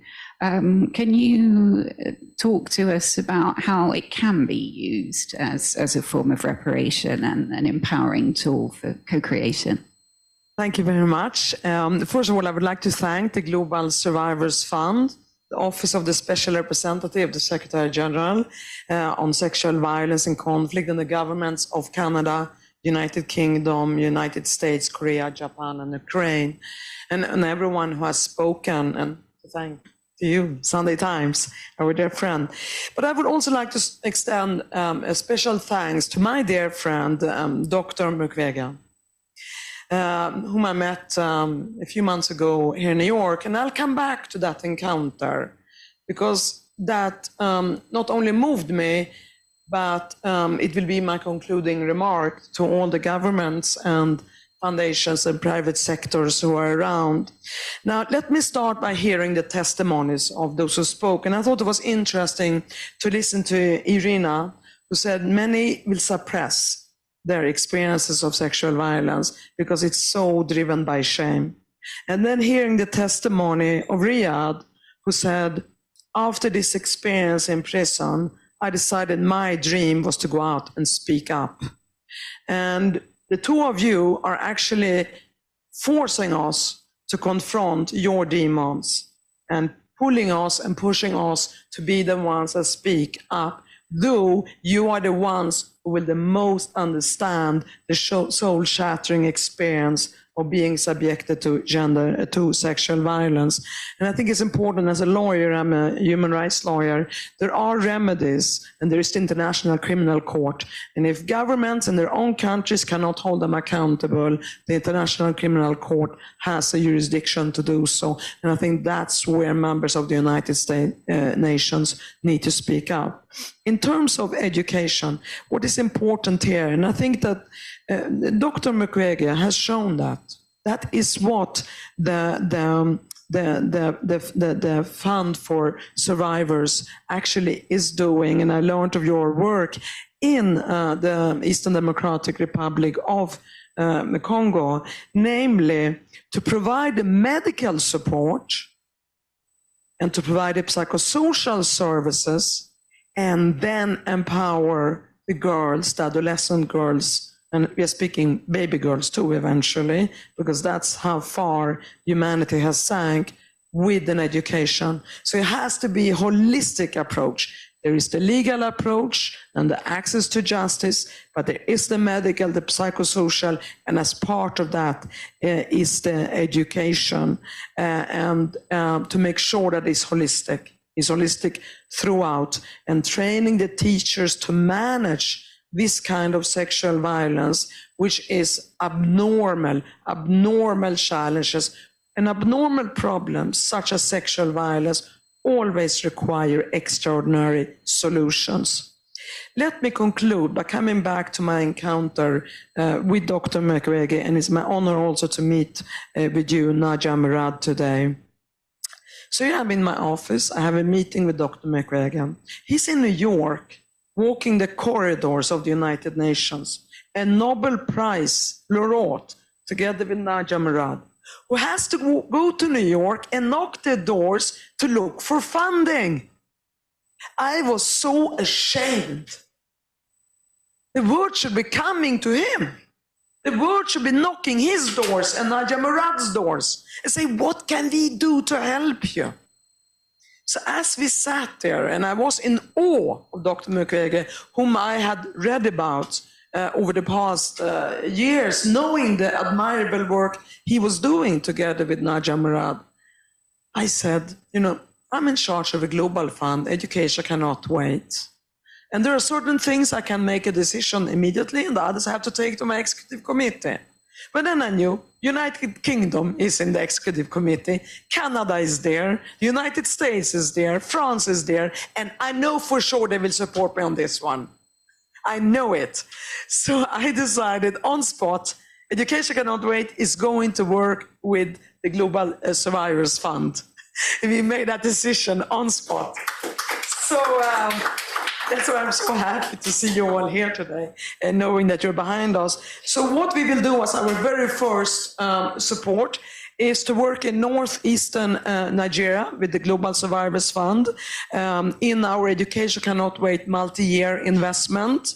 And the Global Survivors Fund will be part of that, focusing on adolescent girls who are out of school, especially those who are affected by sexual violence from the Boko Haram, children born of war, and others affected by sexual violence. I'm also doing a mission to the Democratic Republic of Congo, and I hope the mission to the Eastern Democratic Republic of Congo is also coordinated with Dr. Mukwege's presence there, because we need to tell the word and push them to go knock the doors of Dr. Mukwege and Nadia Murad. When you have Nobel Prize winners who are putting their lives at risk, as Lord Ahmed said, on the front line, tackling one of the most gruesome war crimes that can ever be committed to a human being. The whole world, the whole United Nations should rally behind them. And Education Cannot Wait is proud and privileged to walk behind you and do whatever little we can do. Thank you so much. Thank you, Yasmin, for that. I kind of feel like we should end on that impression. I'm delighted to ask Jacqueline Muteri to talk to us. She is the director and founder of the Grace Agenda in Kenya, and she's going to talk to us a little more about what survivors want and hope for from this. Thank you very much. Okay, thank you. I'll just read a speech. I'll start to write one. So good afternoon, everyone. I'm Jacqueline Muteri from Kenya, and here today on behalf of survivors from Kenya and from the SEMA Global Network of Survivors, and I speak for children born of rape. It's an honor to sit before you, sharing the story of many around the globe, the story of sexual violence in war and in conflict. For too long, we gather in these spaces to give visibility to this gross human rights violation, and I'm sitting here, 14 years after the fact, still seeking reparations. While we have heard a lot of well-intentioned speeches, we still see a lack of political will to have the restored dignity to lives. For too long, we have heard the never again narrative floated easily like currency, yet unable to see tangible results in the lives of those affected. There exists many national and global conventions, declarations, processes, recommendations, and even concluding remarks from the United Nations and other bodies of which our nations are signatories to and beholden to, yet the abuse persists, yet the pain persists, and the nations move on and we are left behind to lick our wounds. For example, in Kenya in 2015, by presidential decree, a restorative justice fund was established, but to date there is no action despite our appeals and petitions. The children that were born from that violent period are now 14 years old this year. Lives have been lost through depression, and yet more live in hopelessness everywhere, in the DRC, in Uganda, in South Sudan, in Iraq, in Myanmar, in Ivory Coast, the Boko Haram, just to mention a few. For reconstruction after war or conflict, it needs the input of all affected by that war or that conflict on the same table, looking for solutions together. That is co-creating. This approach fosters peace and goodwill for all. It's an upgrade of the survivor-centered approach. It goes beyond mere inclusion to envisioning and building together. Reparations are part of reconstruction. They're affordable and they're achievable. We say this because there's a gross demand on governments financially to implement them. But there are very many opportunities in which this can be achieved, made achievable through government structures. What government wants and the survivors need is a gap that can be closed by co-creating interventions that are practical, workable, and affordable. Technical support for interventions are available through the Global Survivors Fund that have got experts with years of experience. So an outcome of survivors' capacity with the Global Survivors Fund project was the Kinshasa Declaration, which we survivors have drafted, which states unapologetically that it is time. It is now time to stop stories, but it is time for reparations and co-creation. We will be presenting this declaration in the UK at the Prevention of Sexual Violence in Conflict conference in November, and repeating the call of the SEMA Global Network of Survivors, saying there is nothing about us without us. It is a call to centralize reparations around the survivors' needs and ideas from conception to implementation to delivery. Let me repeat that. It's a call to centralize reparations around the survivors' needs and ideas from conception to implementation to delivery. So don't do it. Do it not just for us, but with us. Do it with dignity. Do it for humanity. I speak that you may acknowledge and recognize survivors' needs globally. I speak to remove the stigma that the sexual violence brings. I speak as an amplified voice, both for the grown and the young survivors. I speak for the dignity of the children born of rape. I speak that future governments and generations will truly cost the never again narrative. Cost the never again narrative. Let it not just be public speaking, but cost it what never again means and embrace it. I speak that justice through reparations and co-creation may be achieved. I speak so that survivors may live in dignity. That is why I speak. So, as we gather here again, today again, leaving no one behind again, I urge you, come, let us co-create together.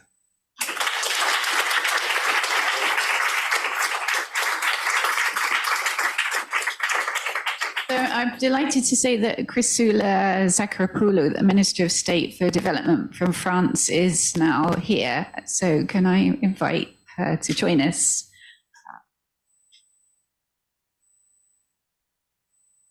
Thank you. Can I ask you, Minister, we've been hearing a lot from survivors about participation. How in practice can states work with survivors to make meaningful participation happen?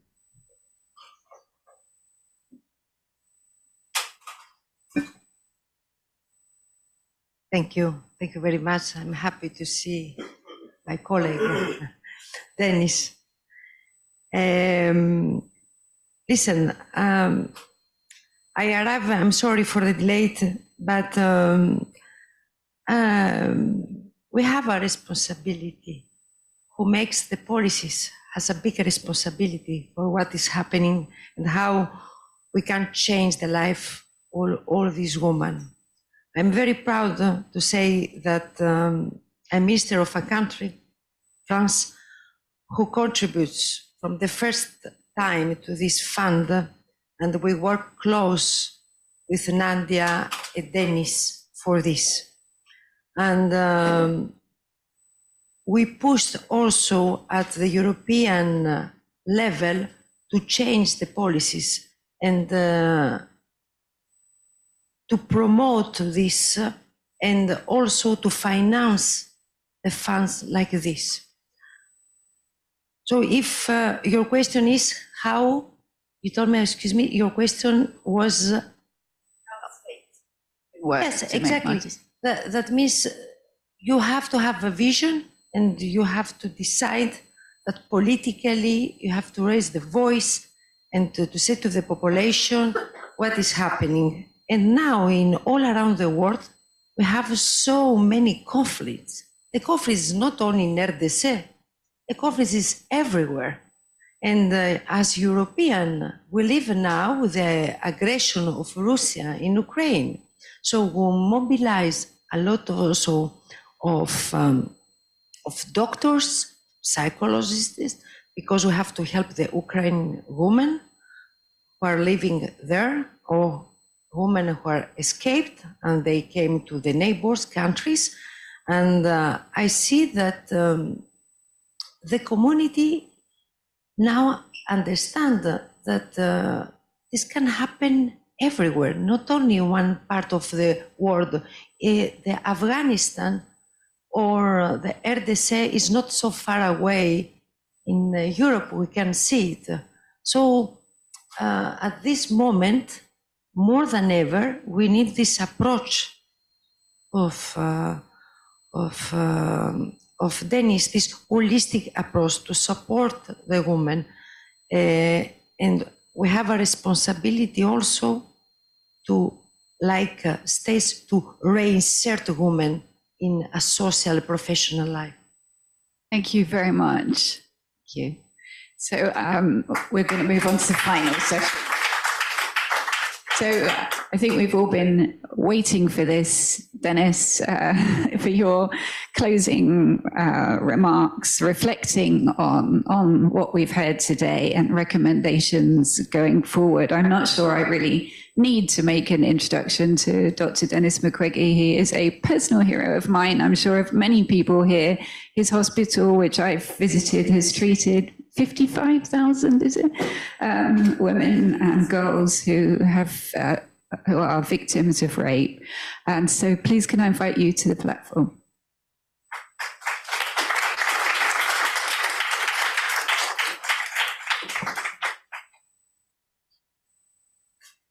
Excellences, Mesdames et Messieurs. Excellencies, ladies and gentlemen, distinguished guests.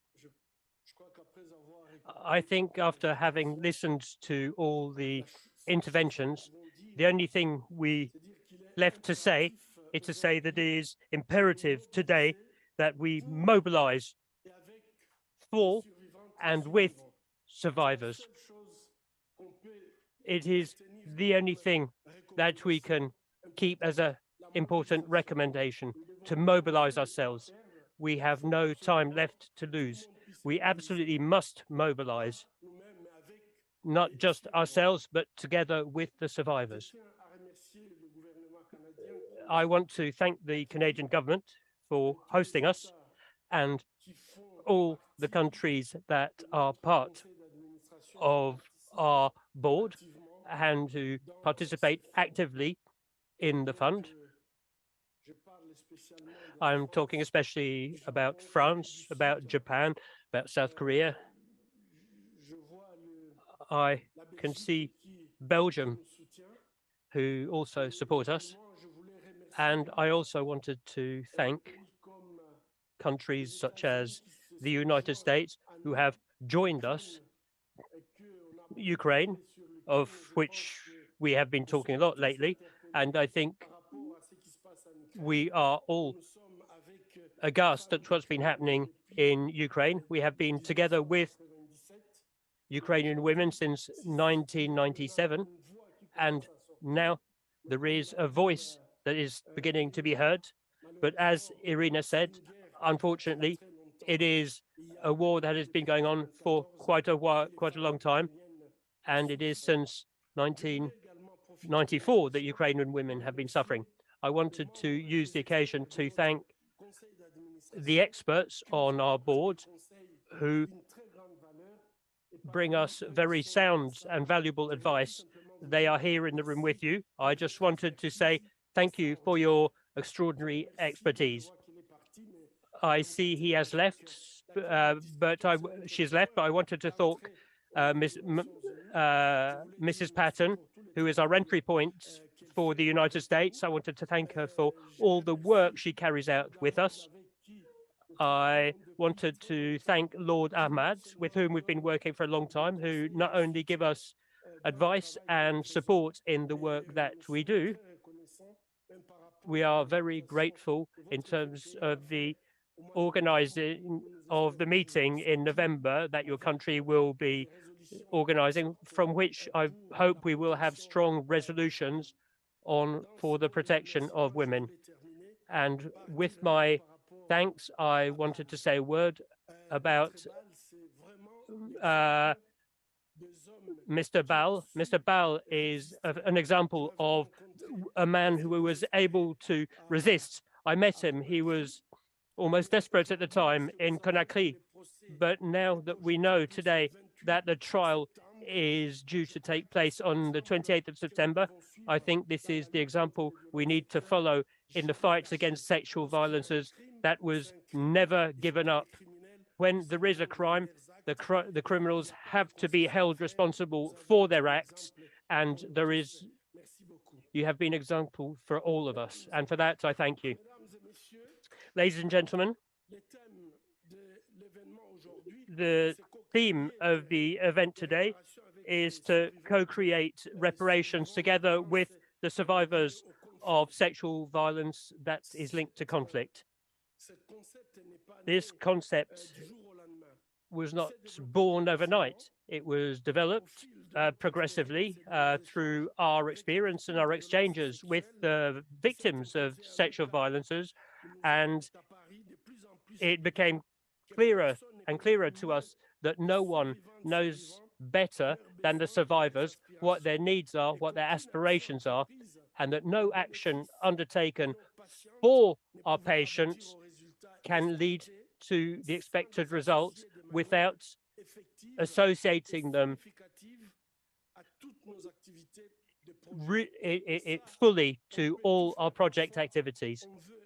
Sometimes you want to do everything and you end up imposing things. We've seen attempts at reparations that didn't involve victims. That was just basically handing out of charity.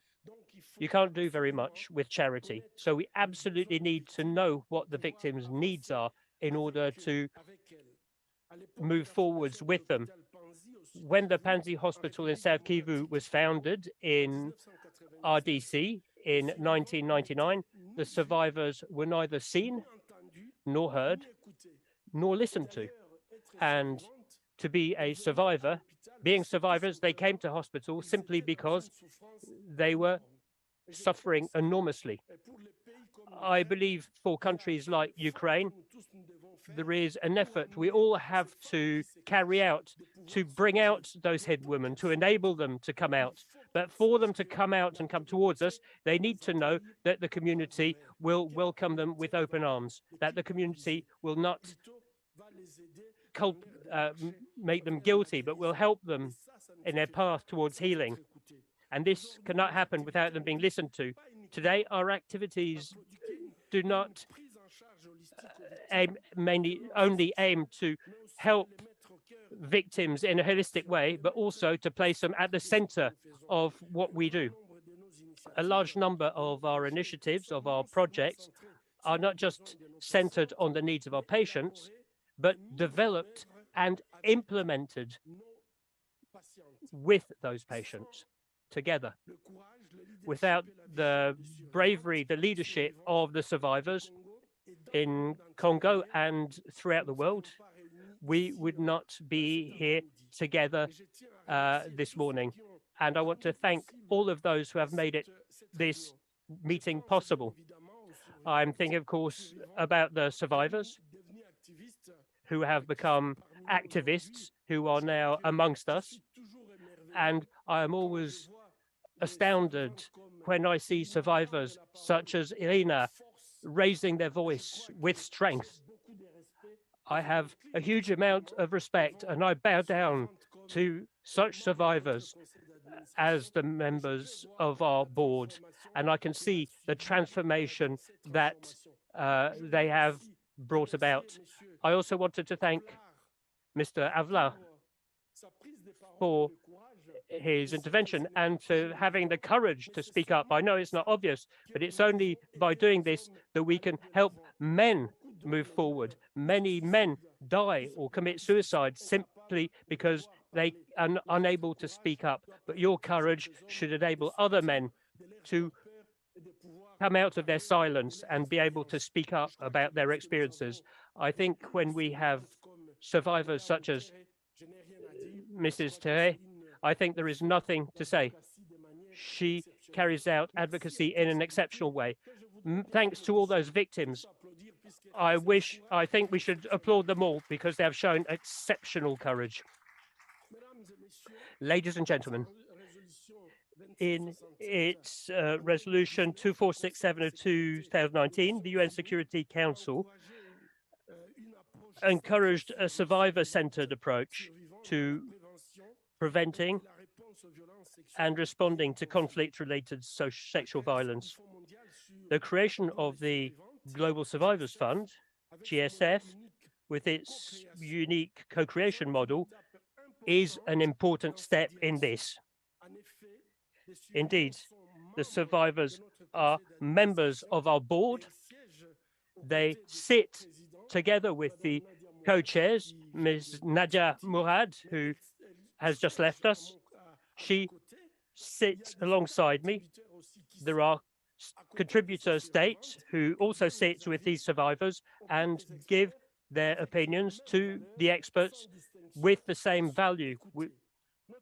They are listened to in the same way. Our philosophy is very clear. Victims and survivors not only have the right to reparations, but also the right to participate in the reparations process that is about them. And this has to be done directly from the conception of those programs all the way to the delivery of those actions. These people must be part of the process all along. Ladies and gentlemen, sexual violence linked to conflict aims to destroy victims and the communities that are victims of those atrocities. They are a shame to our common humanity. These people are deprived of any control over their lives. They are dehumanized by the violence and suffer the consequences of being stigmatized and excluded. To exclude survivors from the processes that are supposed to provide reparations for the damages can only lead to ineffective policies and to reinforce the injustice, the trauma, and the victimization. And this is not how we can provide reparations. Co-creations, which is a new practice, sends the opposite message. You are seen, you are heard, you are listened to, and we will take your advice to how to repair the harm you have suffered. You are a person who is in control of your destiny and whose opinion matters to all the people participating. This is not charity. This approach is an integral part of the healing process, of the recognition process and the reparation process. And when we talk about recognition, I think sometimes we don't take this into account, but I see Congolese women who go to court and fight to go to court just so they can receive a piece of paper that says, we recognize that you are a victim. And that is very important, to give this feeling to the victims that we recognize what they have suffered as a wrong, as a harm, and that society was not able to defend them. It thus becomes evident for any practitioner working alongside the victims of sexual violence that the failures of previous reparation programs can be explained due to the fact that the survivors were not involved in a significant or effective way in their design and their implementation. Ladies and gentlemen, there should never be any obstacle to the full participation and victims in programs that concern them directly. The survivors are not a homogenous group. Each individual, each community has its own conception of what is reparations. Each context is different. There is no ready-made formula that can be transposed to all situations. The way of moving forward will therefore have to take into account the specificities of each conflict. In Ukraine, war is raging and victims are counted in their thousands. In the Democratic Republic of Congo, we are going through a low-intensity conflict since over 20 years, and the victims of violence are numbered in their millions in a prevalent climate of impunity. The challenges are huge, but there is no valid excuse. We need to work harder and better to include the survivors in a meaningful way in the solutions that affect them directly. All through my career, I have always listened to my patients, their stories, their sufferings, but also their opinions and their hopes. I will always remember a woman I looked after who had been given a reparations kit, who'd gone back to her village. These women that we called the raped women, who were rejected and were just parked somewhere. Some months later, they started making soap. And when they sent me their soaps so that I could wash my hands, they said, our name is no longer the raped women. Today, they call us the women who make soap. And those who don't pay attention to us will not get any soap in a village where there is no other way of getting soap. So reparations have to be transformative.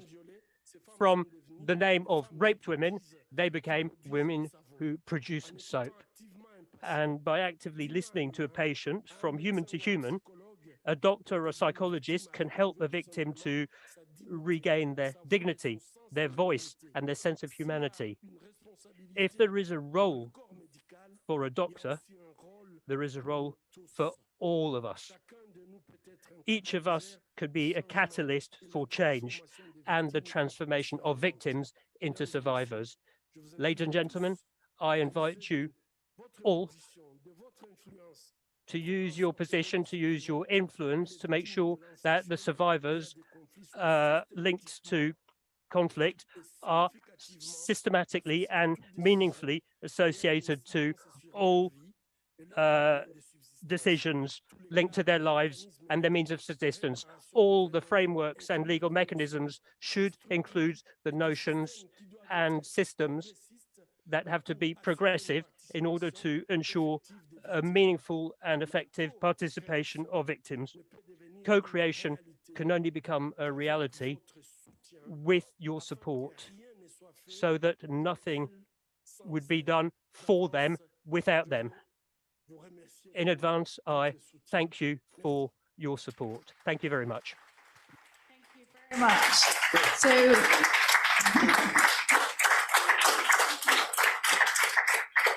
to close this session, I'm delighted that we're going to hear from Patricia Vizor-Sellers, who is the Special Advisor for Slavery to the Office of the Prosecutor of the International Criminal Court and a board member of the Global Survivors Fund. Thank you, Patricia.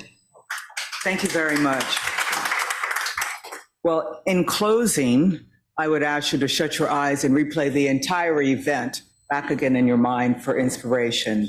But in a more formal situation, I'd like to say that I have to recognize that before the phrase was no peace without justice, but we gratefully and gladly amend that now.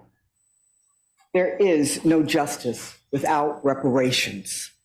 As such, we as the international community cannot countenance any transition and call it justice if there hasn't been reparations for conflict-related sexual violence. And co-creation must be our commitment to a continuous process. Mere consultation with survivors, males or females, is condescending. It's ineffective, and I would say it's extractive. It's for our purpose, not for their purpose. Survivors must be meaningfully present, but their presence should be presumed, should be continual.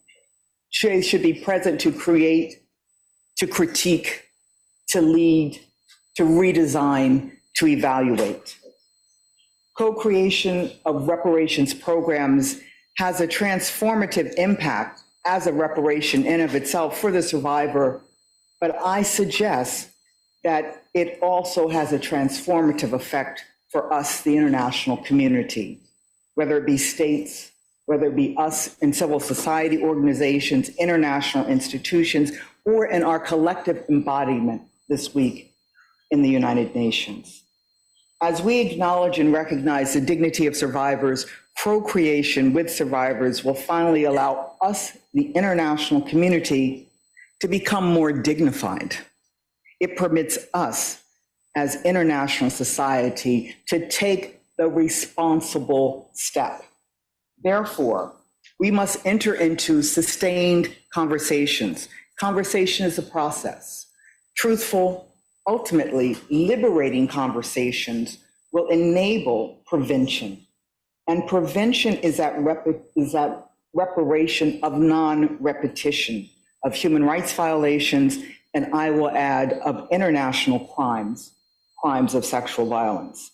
I return to the law as a lawyer, but I return to it because this conversation is with rights holders, the holders of the rights to reparations. So today our gathering has acknowledged, has manifested, and has begun this conversation, this crucial conversation.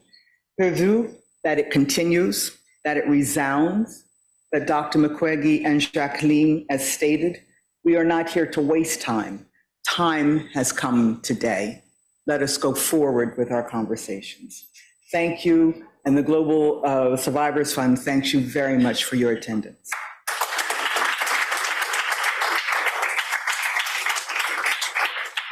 Thank you very much, Patricia, and thank you all for being here today.